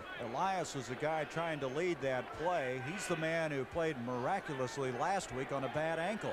This week, starting the ball game and been in there all the way. Danielson on the straight ahead thrust by Dexter Bussey. Bussey maybe to the 30. Dave Lindstrom made the stop. And it's third down, and it's going to be still 8 yards to go for Detroit. Leonard Thompson comes back in. Jesse Thompson checks out for Detroit. That's how they call their plays with the two Thompsons. They give the play to one of them on the sideline. He comes in and gives the play to the quarterback, Gary Danielson. So they switch Leonard Thompson and Jesse Thompson each play. And it's Leonard Thompson this time to the bottom of the screen, split out. Third down, 8. Scott in motion. Danielson. Time to throw, and he has his man, Leonard Thompson, and that'll be a first down. Gary Danielson right on the mark that time as Barbaro makes a stop for Kansas City. And there's probably a holding penalty against the Lions. Look at the 15 or 25-yard line area. Let's see. That's what it is, holding. That was what plagued this team last week. Detroit had 10 penalties for 80 yards last Sunday. Let's see if we can see it again here. It's an inside holding penalty, and I think it would be against the guard or the tackle right there. I don't see it. Inside, where he threw the flag, he threw it right at Tommy Ginn or Homer Elias, but I didn't see a holding there. Holding number 66, offense. You had that one down, Coach, all the way. It was Ginn. Got to have a lot of sympathy for Ginn. He's been pressed into that center spot. He's really a natural guard, but he's playing center due to all those injuries. Right, and I didn't see a hold. 5 defensive backs are in for Kansas City. Third down now, 18 yards to go. And they're teeing off on him. And he gets it underneath to Billy Sims. Sims to the 32-yard line. He's exciting on anything that he is involved in, and there was a good example of it. They get some of their yardage back, 12 yards to be exact, but it's still fourth down. But just catching the ball in the open field, everybody, there seems to be a hush for a moment in the crowd. That's right, because they never know if they're going to get him tackled or not when Billy Sims has the ball. J.T. Smith goes back for this punt from Skladany. Skladany is the young man that they picked up from Cleveland when he couldn't sign, and he's been a welcome addition as Smith going back to his own 32-yard line. An overhead view. Boy, what a beautiful facility this is in Arrowhead Stadium. This wouldn't be a bad time for the Chiefs to come on a punt block on this play. The snap's low again. I tell you, Skladany's going to get a little gun shy back there. Fair catch by Smith, and he had right on top of him on that play, Wayne Smith. At the 30.5-yard line, Kansas City will have it. They've got some problems in that snapping department. That's 2 snaps now on punts that have hit the ground. A 38-yard kick by Skladany. It's Whited, who's playing offensive tackle, also snapping on punts.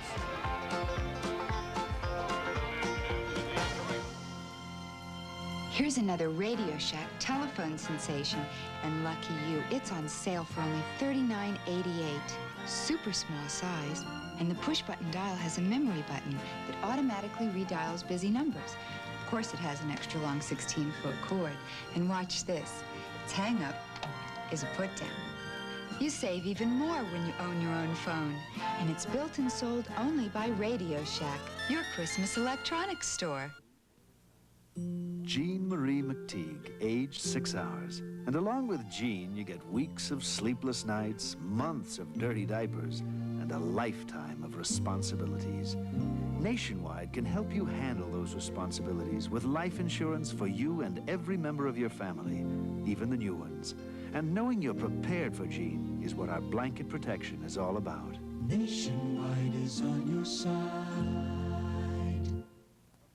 See the battle of the NFL cheerleaders, the Fats Mosconi Pool Challenge, and the Acapulco Cliff Divers next Saturday, 4:30 Eastern on the CBS Sports Spectacular. Kansas City with the football at the 30.5-yard line. They have a 7-point lead. Fuller in this game is 5 of 9 for 64 yards, 1 touchdown. Also 31 yards rushing. And he comes out throwing to J.T. Smith. And Smith across the 35 to the 36, a gain of 5. It'll bring up 2nd down. John, I wanted to develop something earlier. Kansas City, the first 2 years, was in the wing T. A lot of people say, what in the world are they doing in the wing T? But Coach Levy had a real idea about protecting his defense. And I think it was a real smart idea by Coach Marv Levy, who I have a lot of respect for. I have a lot of respect for both the coaches in this game, but he knew that he didn't have a strong defense, and he wanted to buy some time to develop the defense. By going to wing T and more control, he probably wished he had been in a wing T on that play. Boy, I guess Charlie Weaver just annihilated Fuller back to the 25-yard line. And that is one of the few times that Fuller's really been given that much of a difficult time. A 9-yard loss. They're going to mark the ball at the 27. Let's look at this again. We'll see it again. It was a linebacker, Weaver, blitzing from the outside, and what happened is both backs went away. Both backs went to the weak side. When Weaver came from the strong side, it could have been on key. There was no one there to block it. 3 wide receivers in. That's 23rd sack of the year for this Detroit team. Fuller stepping up, and they're going to get another one. It's 24. Oh. The Silver Rush, that's what they call themselves. They had 45 sacks a year ago, and 2 years ago they set a team record with 55, and they're on schedule for another big year, 24 to be exact right now. So that will turn the football over. Rupp will come in and kick, and Fuller goes out, and he's probably right now just trying to get his senses back. He's been belted pretty good. He was, and that's a disadvantage of the 3 wide receivers opening up when you don't have the running game going or the threat of a run as they did on that 3rd and long. Rupp and John Arnold. Arnold from the 40. The picket is there to the 50, 45. And you could see they were starting to string it out. 37-yard kick that time. Charles Jackson over to make the stop for Kansas City. And at the 45 at the Kansas City end of the field, Detroit has the football. Good field position. Down by 7 points. 5 minutes, 44 seconds to go in the 3rd quarter. Introducing the revolutionary twin action shaving system engineered to outperform twin blades. The new Norelco Rotatract razor. Inside 3 floating heads, Rotatract works like twin blades to grip hair. Raise it up, then razor it off hundreds of times a second for a shave that's twin blade close without a nick or cut. The new twin action Norelco Rotatract razor, cord and rechargeable. Twin blade closeness, but no gotcha.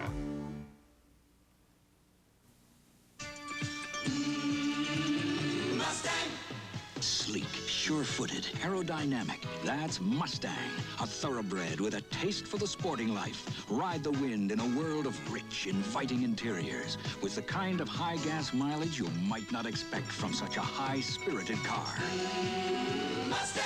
Mustang, America's most popular sports car. From the world of better ideas at Ford. What's going on below Flo's Yellow Road? Oh, you slimy varmint! A little skunk goes a long way on the season premiere of Flo, Monday at 8/7 Central and Mountain. Detroit with the football at the 45-yard line. Billy Sims with 43 yards thus far on the day. He came in here leading the NFL. However, not leading by an awful lot as he has Campbell and Payton breathing down his back. He's going to add some yardage here. 30, 25, 20. He's down to the 10, 5, touchdown. What a run, 45 yards by Billy Sims, as Sims now has scored his 6th touchdown of the year. That was a great run by Sims, but we're going to see something else here that sprung him, a block on Gary Barbaro by number 39, Leonard Thompson. Watch Sims here. He sees that he has, but watch right in the screen as we come up here, the final block that breaks Sims right here on Barbaro. Did you see that? That was Leonard Thompson, number 39, who came across and made it possible for Sims to get in the end zone. He's something special, that Billy Sims. Gary Barbaro has been shaken up for Kansas City to see the joy on the Detroit Lion bench. John, I started to say before that run, he had Payton and Campbell breathing down his back. Campbell was 99 yards behind him starting today. Payton was 21, and we just found out a while ago that Campbell went 55 yards for a touchdown. Right, and that puts the Houston Oilers ahead 10-3 of the Cincinnati Bengals. As we look at Gary Barbaro down here, we hope he's okay, but we'll see that he didn't see that block of Leonard Thompson. He didn't see it again, and we'll watch this run of Sims again. But watch how he can make that little cut, how he can change directions, and then when he gets out in the open field, how he can turn it on, set up, and wait for his blocks and cut off his blocks. Well, he had 43 yards previous to that run. He just added 45 yards, so he was able to match what he did the entire first half. John, there's something about Sims. You see him, you know he's running fast, but he seems to have that little extra something when he really needs it. Well, he has that. He's built low to the ground, and he's always in a position where he can make those types of cuts. As we see Gary Barbaro there, he looks like he was okay. I think he just had the wind knocked out of him. But Billy Sims is like Russian roulette. You keep running them, you keep running, and you don't know which one is going to be the big one. And Eddie Murray's going to tie this ball game up. We're all tied up 10-10. Well, that drive took 9 seconds. It took Billy Sims 9 seconds to go 45 yards, and we're all even.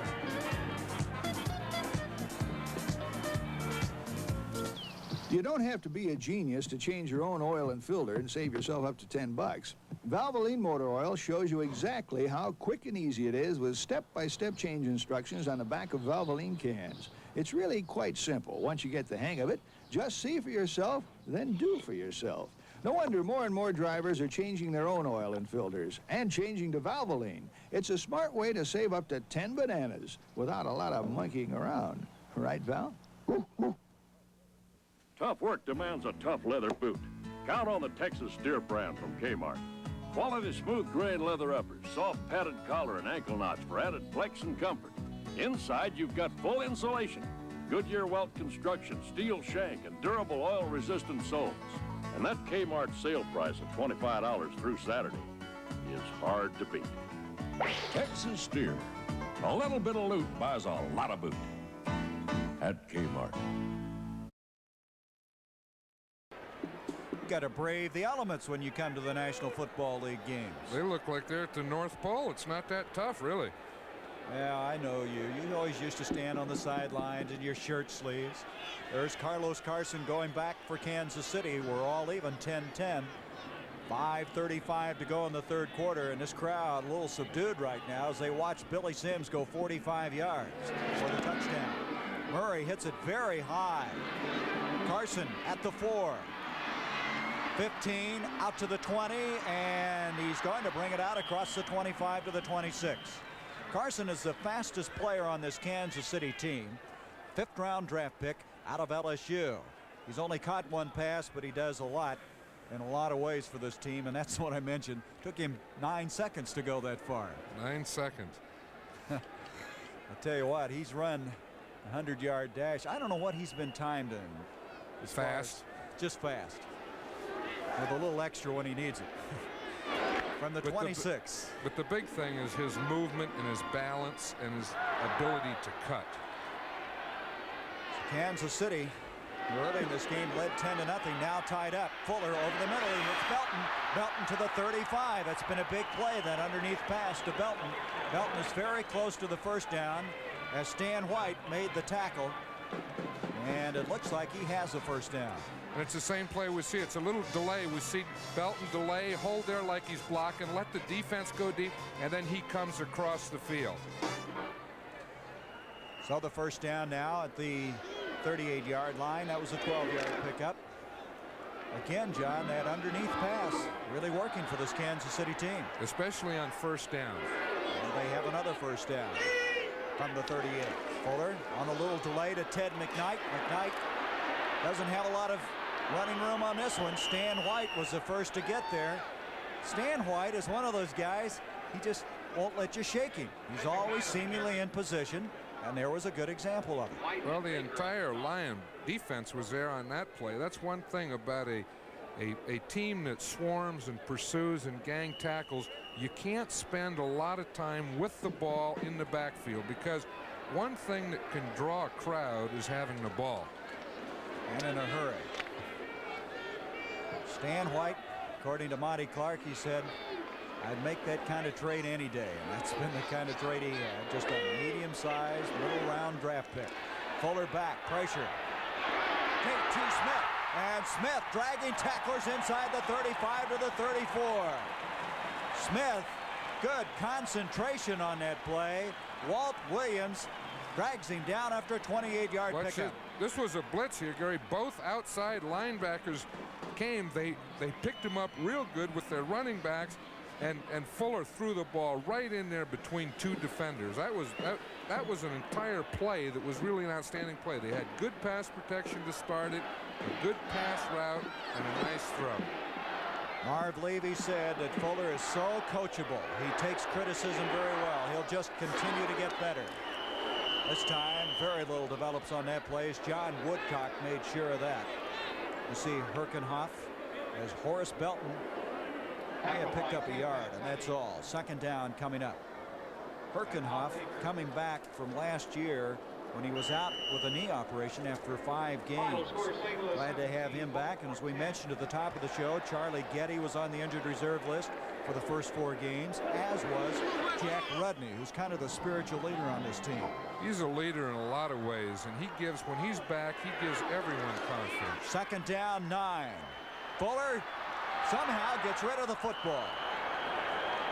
That Silver Rush getting stronger and stronger as this game wears on. We'll see this. I think this is one of the good matchups in this game. It's Herkenhoff against Baker. Here, see, Baker takes an inside move, and Herkenhoff gets a little help from the guard, comes back, has good position on him. Baker had a little elbow towards the head there right at the end of that play, didn't he? That'll give you a headache on Monday morning. I would guess. That was Purifoy that actually hit Fuller as he was getting rid of the football. Fuller showing how strong he was on that play. Purifoy was hanging on him. Third down, 10. Fuller really busy. Purifoy comes through. We're going to have a holding call against Kansas City. Fuller tried to hit Henry Marshall. Now, when you're going to see on this replay is one of the offensive linemen trying to tackle Purifoy as he broke through the... There it is, holding. Purifoy takes an inside move. We see right up there at the top. We see Getty come from behind. He couldn't clip him, which he tried to, which is legal. So he grabbed with his right arm and tried to hook him. Good job, Bob Fishman. I'll tell you, it was a great job. The cameraman and the official, the umpire, were watching the same thing. Well, if you're going to get a holding call, you might as well tackle the guy, huh? Just protect your quarterback. You have to get a good one, because there are bad ones. The bad ones are when you hold, you get caught for it, and the quarterback gets hit. That's a bad hold. Holding number 77, offense. Well, Charlie Getty just soon forget about that particular play. He's going to bring it back now. Third down, 20 yards to go from the 44. Detroit has tied up Kansas City in the second half, 10-10. They trail 10-0 at the 5:39 mark of the second quarter. Only to add a field goal with 11 seconds left in the first half and the touchdown here in the third quarter. Offside, possibly. A flag. Fuller, oh, is he getting belted right now. This time, Tuene over there. Let's see if they were drawn off. Sacked by Baker. Looked like maybe the Lions were drawn off, but we're not going to guess. That's a tough one. It looked like they jumped and they got in that neutral zone that you can't get into. See here, see if we can see any movement. No, I don't think so. That was against the Detroit. They jumped. There was no movement by the Chiefs. That's right. Offside against Detroit. That was the thing that really disrupted this team last week was the penalties. Monty Clark said, we're not going to slit our throats. He says, we still have a 2-game lead in the NFC Central, but we just can't keep making mistakes. And here's one of them now, a 5-yarder. Wait a minute. Where's he going? Well, the sack didn't offside. So Defense. You want me to explain it, Jerry, or do you want to explain it? No. Yeah, so they took the sack, and then they went back to the original line of scrimmage, and then they marked off 5 yards. That was Jerry Seaman there talking. Another one bites the dust. What that's all about is, for some fans that aren't familiar with Detroit, they have a song called Another One Bites the Dust by the rock group Queen, and they play that after every victory, which has, of course, been played 5 times. Fuller in trouble. Fuller delivers to Henry Marshall at the 15. He's to the 12. Fuller rifled a shot that time. He was on the move. He comes back on a 3rd down and 15 and gets a 1st down on this pass play. And we'll see this play again. Last week we see Henry Marshall here in the slot. He's really a tight end in this position, running a hook pattern. He runs up like he's going deep, stops, and comes back. Now, Steve Fuller has an awful lot of confidence in Henry Marshall. He was saying that he just has a feel. He knows where he is all the time, and I think that this is really a good example because he's getting pressure. He has to run out. He finds it open. He finds and feels Marshall into the middle of the field. Big 1st down. Back to the live action. Here's McKnight scrambling inside the 10-yard line. Fantetti making the stop. The thing that really impressed me about Fuller is his presence of where the line of scrimmage was and running up and firing a real rifle shot that time to Marshall for 27 yards. Well, that's one thing about having your offensive line injured. You learn how to scramble and find opening guys, so he's had some experience at that. Unfortunately. Even though they're back, he can still do it when he has to. Gain of 3, 2nd down, 7 from the 10. Now they can get a 1st and goal at the 3-yard line. 10-10 our score. Less than a minute to go in this 3rd quarter. Fuller. Doing a lot of running around, being chased by Weaver, and he just got rid of it. Closest to the ball over there was J.T. Smith, but that might be stretching the point. But again, Fuller had Charlie Weaver back there, a couple other blue shirts. And now the conference going on, a big 3rd down coming up. See, Carlos Carson, number 86, will bring the play in. See, he gets the play from the coaches. He comes in, he yells the formation to him while he's coming in. So all the players know the formation. He gives the play to Steve Fuller, who gets in the huddle now and calls the play.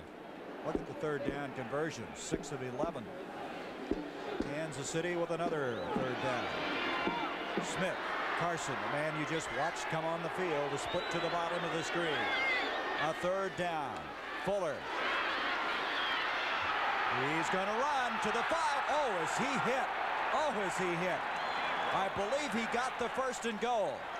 How did he hold on to that ball? There was no way that he could have seen that defender coming from the outside. Boy, did he take a shot. And actually, the tackle drove him farther up the field, which I believe gave him a 1st and goal, didn't it? They may have to measure. Let's see. They got it. 1st and goal. We'll see this replay. 1st and goal just outside the 2-yard line.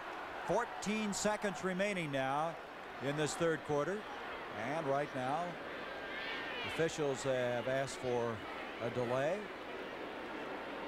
What's this all about? This is ready to go again. Fuller is checking. He wants to know. There's his rushing stats on the day.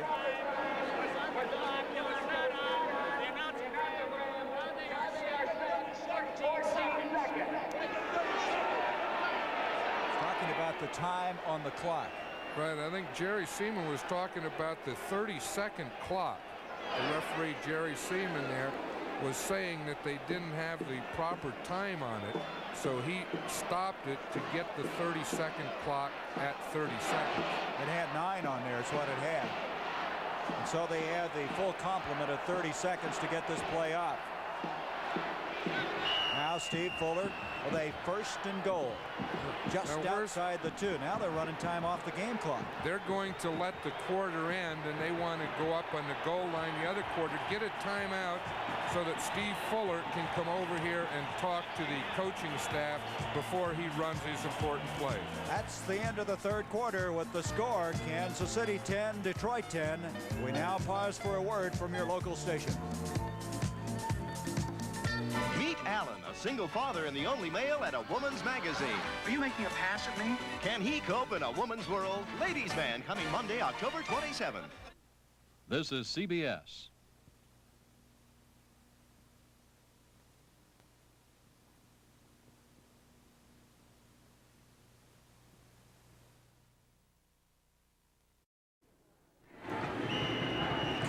Beautiful Arrowhead Stadium. We're just east of the Missouri River, and this crowd of 59,391 sitting here on this October afternoon as the sun now starting to set. And as we start the 4th quarter, Kansas City with a 1st and goal at the 2.5-yard line, trying to go on top. Morgado, and he's denied the touchdown and then some. It'll be 2nd and goal from there. 10-10 our score. This is exactly, John, the kind of game we figured we were going to have. Right. We sure have something here because both teams have had their moments. We've had some nice runs and passes and some good defense. And when you get down here, it's very, very tough. Well, Warpaint wants to do some running. Warpaint wants out of the gate. 88 and out the gate, he says. Let me out there. 2nd and goal. They may have picked up a yard. That's all. Here's Morgado again. He's trying to get in. Boy, he tried twice to lunge forward. There's Fuller. You see how far they have to go on a 3rd and goal. I always wonder how those quarterbacks know how far it is. They aren't in there in the bottom of that pile checking it out. Rudney is hurt for Kansas City. He is hurting the center. He's bent over. They're looking at him. He's shaking it off, I believe. Boy, he's been tough. He's had a hamstring problem. I'll tell you, he is something special. I had Jack Rudney in the Pro Bowl for 4 years. I'll tell you, he's one of the best that ever played. 3rd quarter, the Eagles leading. San Francisco back on top. Good comeback. And Houston now leading Cincinnati. Here we go. Oakland leading Seattle 16-0. 3rd and goal, Fuller. He's in. Touchdown. That was 2nd effort that did it. It was a great effort by Steve Fuller because he was going on a quarterback sneak. He went straight ahead. There was nothing there, and then he stopped and he slid to the right, got another momentum move and into the end zone. We watch here again. See, he starts there. He gets hit there. There's nothing. He just turns and wheels, comes back. Another effort, and he got the ball to the goal line. That's where a big quarterback like Fuller is really pays off. Look at this great shot here. He just hits, rolls, spins, gets the ball into the end zone. And now Lowry on the point after. Fuller to hold. Lowry's kick. And it's now 17-10 in favor of the Chiefs. In Kansas City, who's trying to make it 4 in a row and finish 500 at the halfway point. And Warpaint on the move. There's old Warpaint. I needed the mileage of a Toyota Cressida, but it didn't have enough room. What I needed was the room of a Volvo, but it didn't get good enough mileage. What I needed was a Citation. What I didn't need was the price. What I needed was a miracle. What I found was a Fairmont. Ford Fairmont. It makes a world of sense. A world of better ideas coming from Ford. This Bud's for everyone who serves us a hot one, pops us a cold one. This Bud's for you. For all you do, the king of beers is coming through. Yeah, just for you. That distinctively clean, crisp taste that says Budweiser. This Bud's for you. See the battle of the NFL cheerleaders. plus the courageous Acapulco Cliff Divers next Saturday, 4:30 Eastern on the CBS Sports Spectacular. Kansas City has taken the lead, 17-10. The Lions, who have battled back all afternoon long, will have to do it again. Lowry kicks off. Boy, does he get that high. Here's Rick Kane. Kane to the 10, 15, 20. And the guy who's leading the NFC in kickoff returns does a pretty commendable job. Out to the 23. Morgado made the stop. I don't think I've ever seen anybody kick the ball any higher than Lowry does on a kickoff. And those are the real tough ones to return as we watch Rick Kane walk off the field here. The reason that I like him as a return man is he's not the fastest in the league, but the one thing that he can do, he's strong, and he runs a kickoff return like a fullback runs it. And those have always been the most valuable type kickoff return men in the league. Monty Clark knew him when he was a young man. He was a guard at Candlestick Park when Monty Clark was the head coach of the San Francisco 49ers. Here's Billy Sims trying to get up the field. And he did not, because Gary Spaney made quite a play on it. Spaney coming through, making the stop. Spaney has led the team in tackles the last 2 years for Kansas City. There's that last drive. Fuller, of course, taking it in. An impressive drive. It was an impressive drive because it had passing and running. Good mixture again, as the Chiefs have been doing all day. Loss of a yard on that last play. 2nd down, 11. Sims having a little trouble with the shoe. Danielson looking to see if he's going to be all right, and he will, as they still have 14 seconds on the clock to get the play underway. Here is Sims. Shoe is on, and he's up to the 25. Art Still. Haven't heard a lot about him today. We haven't called his name all that often. You know, it's interesting. He was playing against rookie Mike Whitehead, and I would think that Whitehead is really doing a pretty good job. Sims again. Look at this. Watch the way he can make those moves and those cuts, and he's always in a cutting or running position.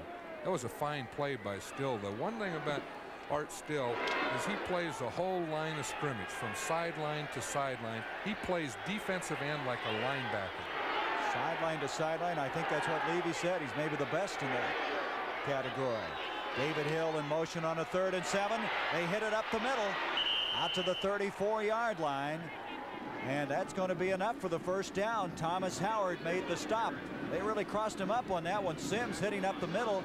They had everything looking as though they might throw the football on a 3rd and 7. That's the difference between a Billy Sims and an average running back. When you talk about confidence, when you're 3rd and 7 and you have a running back that you'll hand the ball to and believe that he's going to get a first down, you have something special. That's the way O.J. Simpson was at Buffalo. Sims now has 99 yards, so he is just about to accomplish his 4th 100-yard day of the season.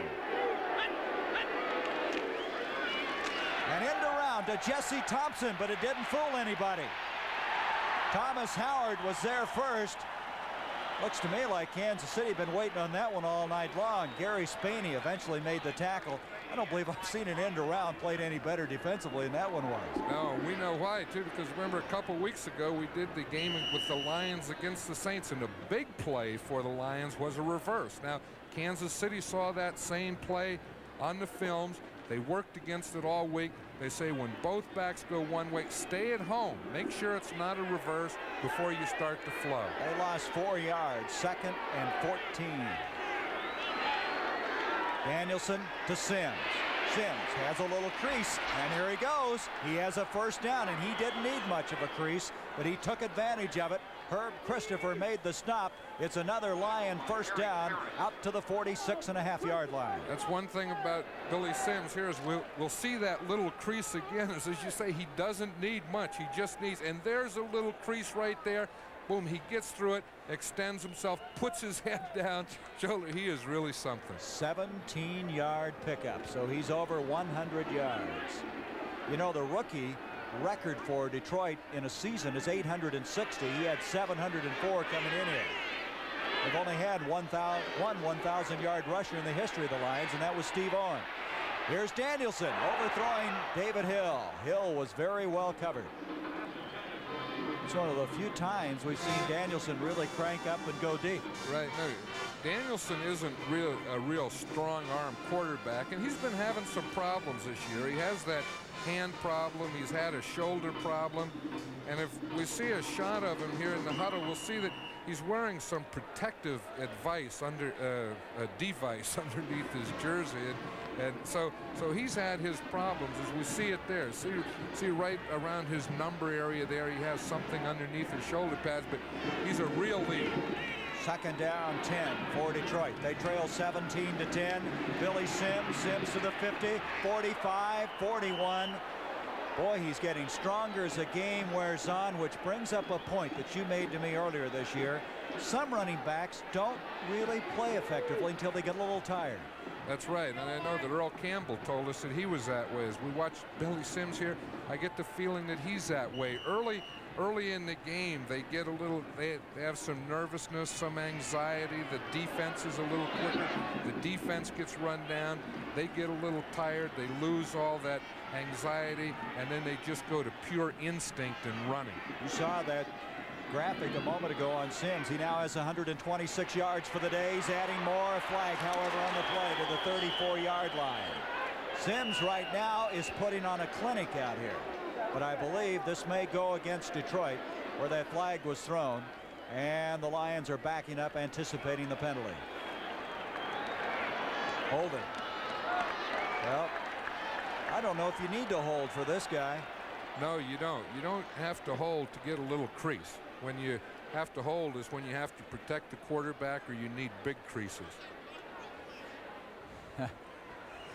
Well, that's going to stop him momentarily, as it will bring the ball back to the 48. He's a little tired there, but that's a good tired. That's Holding, not a bad tired. Number 81, offense. Holding, number 81, offense. Said it twice. I don't think David Hill appreciates that, does he? Well, the guys that don't are the offensive linemen, because the only time they get their names mentioned is when they hold. So tight end David Hill. That's the penalty. First and 20. Scott goes in motion. Danielson. Pressure broken up. Thomas Howard. Oh, wait a minute. That'll be a 15-yarder. Thomas Howard made a beautiful defensive play, and then I'm sure he wasn't thinking about it. Pushes Danielson, and that'll be roughing the passer. And that's an automatic first down. And that's one thing you hate to see as a coach. And again, we see Howard coming in here. It's a screen pass. He does a nice job getting up in the air, so he can't do it. Danielson's going back. He's standing there, and he comes and pushes from behind. I'm sure that he didn't have any intent to do any injury, but still, that's the type of penalty that as a coach, it really drives you crazy. You have everything going, and it looks like Danielson hurt his shoulder on that, Gary. Well, he's had that bruised shoulder. He is hurting. Personal foul. Roughing the passer. Number 52. Defense. First down. That sets it up at the 37, so it was a first and 20. Now, Howard, check that. Well, they're excited about that. They don't like that, the Chiefs. But, again, once the quarterback throws the ball, you really can't touch him. And I think what Howard was thinking is that Danielson was in position to catch it. So the penalty gets him out of a hole. They had a first and 20 before that last play. Here's Dexter Bussey. Bussey hasn't been called on that much. Into the 30-yard line, and a couple of fired-up football teams. They are. We have two fired-up teams out here now, Gary, and that's a good time to run a Bussey. I'm sure now that Kansas City defense has to be keying almost entirely on Sims, so that's a good time to pop one to Bussey. Tampa Bay now taking the lead over San Francisco. San Francisco, after winning those first three games, really been struggling. Well, they've had some injuries. On the 30-yard line, second down, 3, a gain of 7 that time by Dexter Bussey. 17-10, Kansas City with the lead. Danielson, Sims has a first down just short of the 25-yard line. Lindstrom made the stop. And to blow that whistle long and hard out there because they're still going after each other. Danielson is standing back there behind the huddle, still holding that shoulder, moving the arm around like he's trying to get circulation back in it. Boy, he's had some problems with an arm. We also discovered a couple of weeks ago he has a hand that cramps on him sometimes after he throws the football. He's coming back from knee surgery, but he's still been the man. And he has a first down. That is the 13th first down for Detroit, as opposed to 15 for Kansas City. 8.5 minutes left in the game. Billy Sims. Sims at 25, the 20. Did you see that cut to the 17-yard line? He cut that time, and I think he had everybody going by. What a cutback by Billy Sims, and you just marvel at this guy. Watch it again. We'll say it again. It was a sweep play. Both guards pulled and led up through the hole. And watch that little move right there at the end. You know, again, he's always down low where he can make these moves. And let's watch Mike Whited on Art Still. He does a pretty good job there. He got Still initially so that he couldn't get to make the play. I would say that Mike Whited is doing a pretty good job today. Sims now with 140 yards. Second down, a yard to go. And this time, Gary Spaney stops Sims, but did he get the first down? Looks like he's very close if he didn't. And they look to the near sideline, and they're going to have to measure. Very close, but they'll bring the sticks in. Now, Sims' best day of the year was the third game of the year against Minnesota. He had 157 yards. Here's Houston. Campbell with another touchdown. A 3-yard run. Let's see now if they got the first down. If they don't, it'll be third down and inches.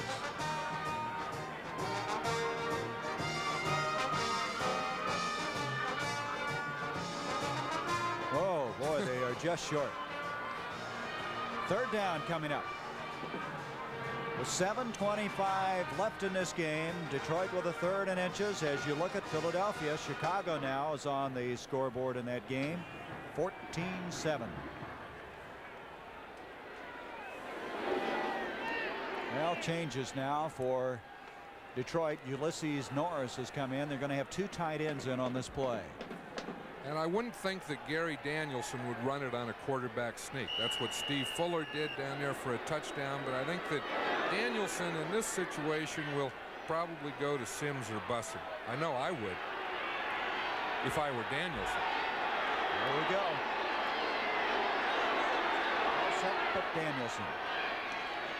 He gives to Sims. Sims has it.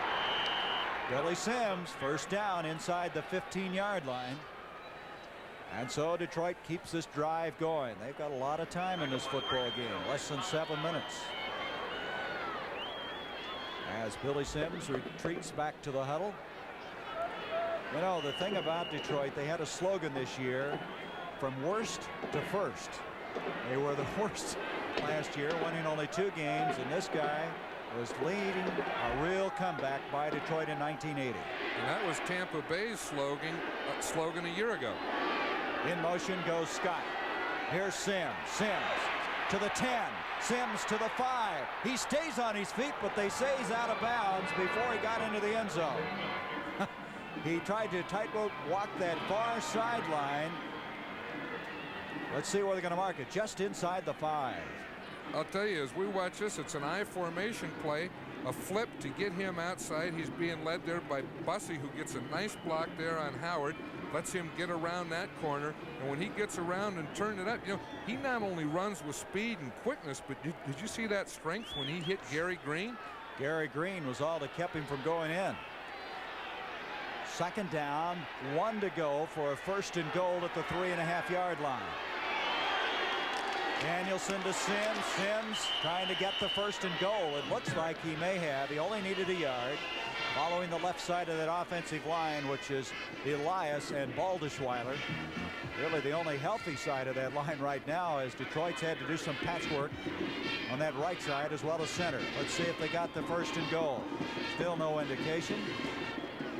And their patchwork has been doing a fine job today because they've run equally well on that right side. They didn't get it, John. It's third, and it can't be more than an inch to go. Third and about, you guess how many inches. There, he's tied that record we mentioned earlier, 860 yards for a rookie. 1967, Mel Farr did that. Our producer, Jim Sillman, giving us that information. Here we go, third down. And they have a first and goal. Dexter Bussey that time. They cheated Bussey up on that one. He was a lot closer to Danielson than normal, and he really hit that hole in a hurry. He got the first down, darn near broke it for a touchdown. See, it's a little quick trap up inside. Bussey was cheated where he was only about 2 or 3 yards behind Danielson, where he was in a position to hit the hole quick. Detroit trying to tie this game up. 5:35 remaining. 17-10 Kansas City. Another impressive drive by the Detroit Lions. First and goal. You see it at the 2-yard line. Billy Sims. Sims diving. He's short. He was completely turned around by Barbaro, who was shaken up earlier in this game. Boy, that Barbaro has really hit some people in this game.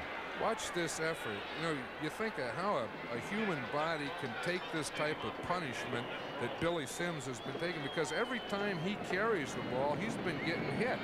Now, had that been the other type of somersault, you see his feet ended up in front of his head in the ball.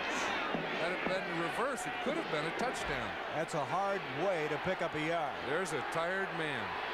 Here we go, second and goal at the 1-yard line. Danielson to Sims, he's in, touchdown. Billy Sims. Just a magnificent effort on his part, and now a chance to tie up this game as Eddie Murray comes in. There's some fans from Toledo, Ohio. There's someone that is really getting a lot of fans today, and I'm one of them. I appreciated Billy Sims before, but this effort that he's putting on today is something very special and amazing. Now at the top of the show, Art Still said we compared Sims to the Campbells and the O.J. Andersons, and that's a very apropos comparison. Murray now, there's Mangiro, 74, firing across. Bollinger indicating that he was offside and not offside, and they are still hot down there in the trenches. They are, and that all started on that Thomas Howard penalty. You know, that gave the Lions a big play, and it fired up both teams, and it's still carrying on. By golly, it's going to go against Detroit, I believe. It was a 1st and 20 as you look back on that play, and the roughing the passer gave Detroit that automatic first down. Now, don't think that this isn't a big play there. That 5-yard penalty. Illegal snap, number 74, offense. That would be Mike Whited, the rookie that we've been mentioning. Now, Murray, he's going to be the same as kicking a 29-yard field goal now. But he's had longer to think about it, though. That's right. He kicked a 20-yard field goal earlier in this game. Murray's kick is up, and this game is tied up. 17-17. We have a dandy here at Arrowhead Stadium with 4 minutes, 38 seconds left to be played. This crowd of near 60,000 getting the money's worth. Hi, I'm Fran Tarkenton with a great new game. It's Kenner's fantastic new live-action football. It sure beats those old blips and dots games. Play the computer or a friend. You see and control all the action. You see the tackles, you make them. There are interceptions, conversions, safeties. Live-action football makes me feel I'm back in the game. Who says I can't win the big one, huh, guys? Electronic live-action football, new from Kenner. In my first term, we've not found all the answers, and we've made some mistakes. But it's fair to say that we've made responsible choices for America. A pioneering energy program, an economy now headed in the right direction, a peaceful nation searching for a wider peace. In achieving these things, I've learned a great deal. Today, I'm an established and experienced president, and I'm looking forward to being an even better president in my second term. But first, of course, I'll need your vote on November 4th. Re-elect President Carter. See the battle of the NFL cheerleaders, the Fats Mosconi Pool Challenge, and the Acapulco Cliff Divers next Saturday, 4:30 Eastern on the CBS Sports Spectacular.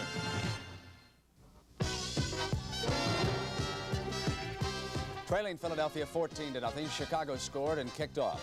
The Eagles then were attempting to bring the ball out when Louis Giammona, who's playing in place of Wilbert Montgomery, coughed it up and the Bears fell on it. From there, Vince Evans drove the Bears down to within scoring range, and then the former University of Southern California star did it himself, and a 360 as he went into the end zone. Bob Thomas kicked the extra point, and now the Bears and the Eagles are tied in the fourth. Back to Gary Bender. Brent, thank you. We have it tied up here, too. 17-all with 4:38 remaining in the game. Murray to kick off. Horace Belton is back deep now for Kansas City. Billy Sims with 155 yards for the day. Well, that's a funny kick. It's going sideways. Belton having trouble with it. Those are hard to handle. Now, does he have to bring that Yeah, out? he has to bring it out. Well, now they say the impetus of the ball took him in there. But then it's a muff, right? If the impetus of the ball went through him, if he didn't catch it or ever have control of it, then he can down it in the end zone, and I'm sure that's what they ruled. Had he had control and it went in, then he would have to leave it there. If we watch it again, you see, no, that's true. He didn't have control.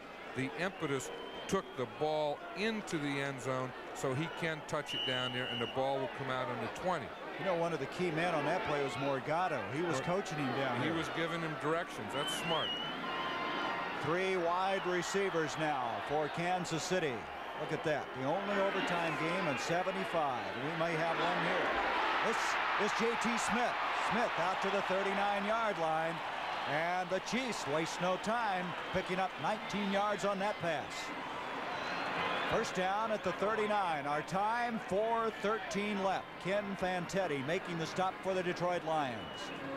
We talked about the importance of this game. Detroit, after losing 2 of their last 3, would really like to pull out this one. Detroit's got a tough road to hoe. They're going to be facing some teams next week. San Francisco. On the other hand, Kansas City will be here next week against Baltimore. Then they go on the road for 3 straight weeks. 2 tight ends in. Belton gets 2 yards to the 41-yard line. Be second down 8. Charlie Weaver, who according to Monty Clark is playing his best football of his career. There's Levy on the sideline as they send in now 2 wide receivers, J.T. Smith and Stan Rome. Second and 8.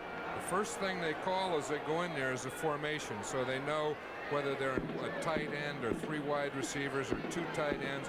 Then they go in and call the play in the huddle. 2 very well coached teams here today.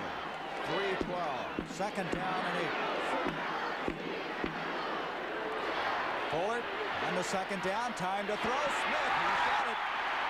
Covering on the play, Walt Williams of Smith with 2 big catches on this drive. First down at the 43-yard line of Detroit. 15 yards on the play. We see the linebacker blitz coming from the middle. Fantetti, they were trying to get extra pressure on Fuller, but the fact that they blitzed, that put him in a man coverage where Walt Williams was man-to-man, and of course they got the completion. Walt Williams has 1 interception this year. He's a 4th-year man from New Mexico State. He's had all kinds of problems with his shoulder, but he's been healthy this year. First down at the 43. They have Nick Lowry, who's kicked a 57-yard field goal this year. This is Ted McKnight picking his way to the 41-yard line. Gain of 2, second down 8. Fantetti again. Boy, Fantetti's been in on a lot of tackles in this game. Mentioned last week he had 9 solos and 4 assists against Chicago. Right, and the Lion defense has done a real good job against Ted McKnight. They've kept him under control this whole game. A 2-minute warning is here. 2 minutes with which to decide this issue in regulation time. It's all tied 17-all. Introducing an American car designed for a changing world and with a commitment to quality. The beautifully new Ford Granada in a new smaller size with its highest mileage ratings ever. And with Ford's attention to detail, every door is hand adjusted. Every seat is hand fitted. Every car is examined by 38 quality inspectors. The kind of detail you can see, feel, and hear. The new Granada, built for a changing world from Ford. Yes, sirree. Them Daltons had Jesse and the gang trapped. Now, old Jesse had a way out. Of course, it weren't much to the gang's liking, but Jesse had some Stroh's beer, and he knowed his gang would follow that Stroh's beer anywhere. Well, them boys got clean away. Now, you may not believe this here tale, unless, of course, you drink Stroh's beer. Live for the title, see undefeated WBA lightweight champion Helmer Kenny meet top-ranked WBC contender Villamar Fernandez, Saturday, November 8th on the CBS Sports Spectacular. 2 minutes remaining. Kansas City has 3 timeouts remaining. At the 41-yard line, 2nd down, 8 yards to go. 17-all is our score from Arrowhead Stadium. Steve Fuller, who is on this drive, has hit J.T. Smith with 2 strikes. Now comes out facing a nickel defense. 5 defensive backs in for Detroit. Fuller to Smith again. They're picking on Walt Williams over here, and J.D. Smith is the man that's been receiving those passes. Out of bounds at the 28. That's another first down. Stops the clock with 1:55 remaining. Right, they've been working on the outside in this formation. Last week against Denver, they put Henry Marshall in the slot. He caught 6 passes, his high as a Chief, and I'm sure that Detroit worked against that because they had 2 and 3 men on Marshall, and they left J.T. Smith singled out here against Walt Williams, and that's where Fuller's been going to work the last 2 times. Now here, I think he is very close. He has his field goal here. Now he cannot do anything to lose yards. Smith has 6 catches for 86 yards in this game. Is that a broken play? Fuller on a bootleg. I believe that was a broken play. I'm sure that was a broken play, and that was the thing that they can't afford here is they can't afford to lose any yards. Now he got the ball back close to the line of scrimmage, and that won't hurt because he has his field goal. They will try to run the clock down where Detroit won't get the ball back. Although Detroit isn't going to let them do that because they're taking a timeout right now. Well, that's playing with confidence. But you take the timeout as they're playing that they think they're going to get the football back. Steve Fuller, you could see that he took the blame for that last play. Now, the Firestone steel-belted Trax 12 radial. Trax 12 has special traction bars for pulling power in snow, but they're hidden in the Trax 12 tread for smooth, quiet turnpike driving. Long-lasting Trax 12 with traction you can see. Traction 12 months a year. Trax 12, Firestone's lowest-priced steel-belted white wall radial.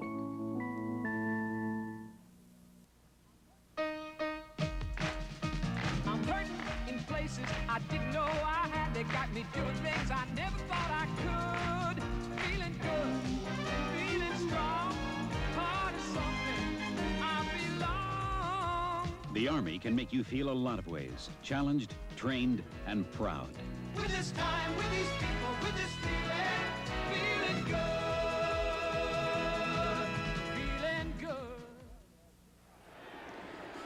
Detroit has 2 timeouts remaining. They stop the clock. You see the time remaining. If they kick the field goal right now, John, we're just speculating to be 44 yards. And that's well within Nick Lowry's range. They know that. All they want to do is run time off the clock, not lose any yardage, nor get a penalty. 2nd down, 10 as you look at Fuller. Fuller gives to McKnight. McKnight inside the 25 to the 24. It'll bring up a 3rd down. 3rd down, still 7 yards to go. Woodcock with a stop. McKnight has been having a tough time. He's gotten up very slowly on 2 or 3 different occasions. And here's another example. Right, and Detroit has taken another timeout. What they're feeling is that if Kansas City does kick a field goal, they want time when they get the ball back.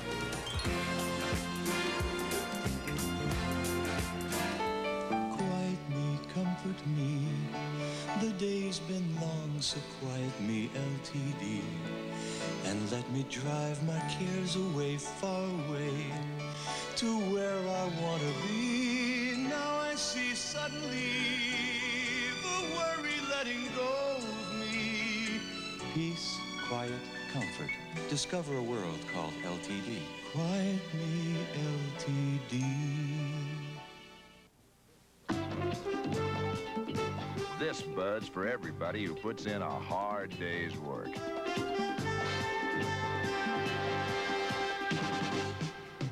This Bud's for you, for all you do. The king of beers is coming through. Yeah, just for you, that distinctively clean, crisp taste that says Budweiser. For all you do. This Bud's for you. 3rd down and 6 for Kansas City. And checking the stats, the only field goal that Nick Lowery has missed this year was from 53 yards away. He is 10 of 11 here in 1980. He'll be coming on after this play. Morgado gets to about the 22-yard line. 4th down, and it's all on the leg of number 8, Nick Lowery. Well, talk about pressure. This guy has been able to do everything that they've asked. Last week he kicked 3 field goals of 37, 39, and 34. And here today he came in and kicked a field goal. And there's time out here, so he really has time to think about it. And this is a different thing. This is a real pressure kick for him. Plus the Detroit Lions will be in an all-out field goal block. And the pressure kick coming up. You see he kicked the 57-yarder. In that game, he also kicked another one over 50 yards. Became only the 4th player in the history of the National Football League to accomplish that feat. He already has a 52-yarder today. That was the first scoring of this game, and that was the first play of the 2nd quarter. But this is a little different. This is a little different. He had plenty of time to think about it. And one thing those kickers don't like is a lot of time to think about it. Plus, it's not the easiest kick in the world. It's on the hash mark. He's kicking from the left hash mark. 40-yard attempt. Fuller to hold. The crowd is getting to their feet here in Arrowhead. Lowery trying to win this football game. The kick up by Lowery, and it is good. Nick Lowery from 40 yards away. He is now 11 of 12 in this season, and with 1:14 left in this game, Kansas City's taken a 20-17 lead, and Warpaint, I think he's even smiling. Warpaint smiling, yeah. I tell you, Lowery knew that he made this right after it hits his foot. Watch his reaction here. Boom, the ball is hit. Now, right now, before it gets there, he knows that he has it. He puts his hands up. The ball was about halfway to the goalpost when he made that reaction. John, it just amazes me. This is the 5th stop for Nick Lowery. He had trials, it seems like, everywhere. And all of a sudden, he's become a premier kicker. What's happened? Well, sometimes it takes that. You know, you can't give a lot of kickers time in training camp. You have to decide on one and let him work. So a lot of times they don't get the opportunities. A lot of times it just takes a few years for them to get in. And there's a lot of kickers like that in the National Football League that have been with other teams.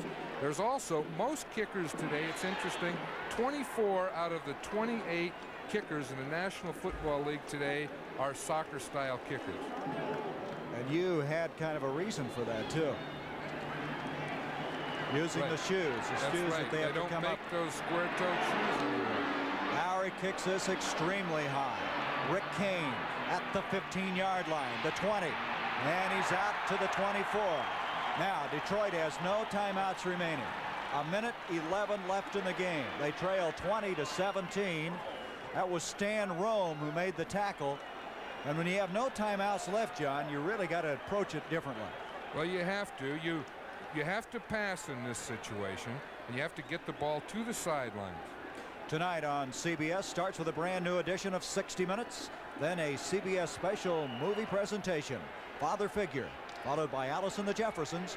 It's all on CBS tonight. From the 24-yard line, Detroit trying somehow to pull this game out. Trailing 20-17, Danielson throws. Whitney Paul had a crack at an interception, as did Gary Spaney. Don Parrish hit Danielson just as he released the football. Danielson now is kind of motioning around. I think that play was not run correctly. He was a little, I think, dismayed at what developed pass pattern-wise. I think he was waiting for someone to start working back to him. And you see the fact that they don't have any timeouts. The Chiefs know that they have to pass, work the ball to the sidelines, so they are overcompensating, over-defending the sidelines, making him throw into the defense. On 2nd and 10, Danielson, Freddie Scott defending on the play, Herb Christopher. You know, I haven't heard a lot about Herb Christopher. He's played very well today. He has played very well today. He's made some big plays, and that last one was just an example of overplaying the sidelines. They had him underneath and on the outside and on the inside because they know that they have to do it. The Chief defense is just running to the sidelines.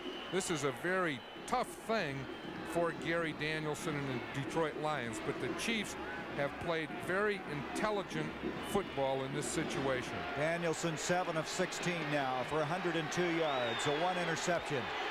Detroit would like to maintain their 2-game lead in the NFC Central, but it's slipping away right now on a 3rd and 10. Pressure. Danielson got rid of it as he was hit hard by Art Still.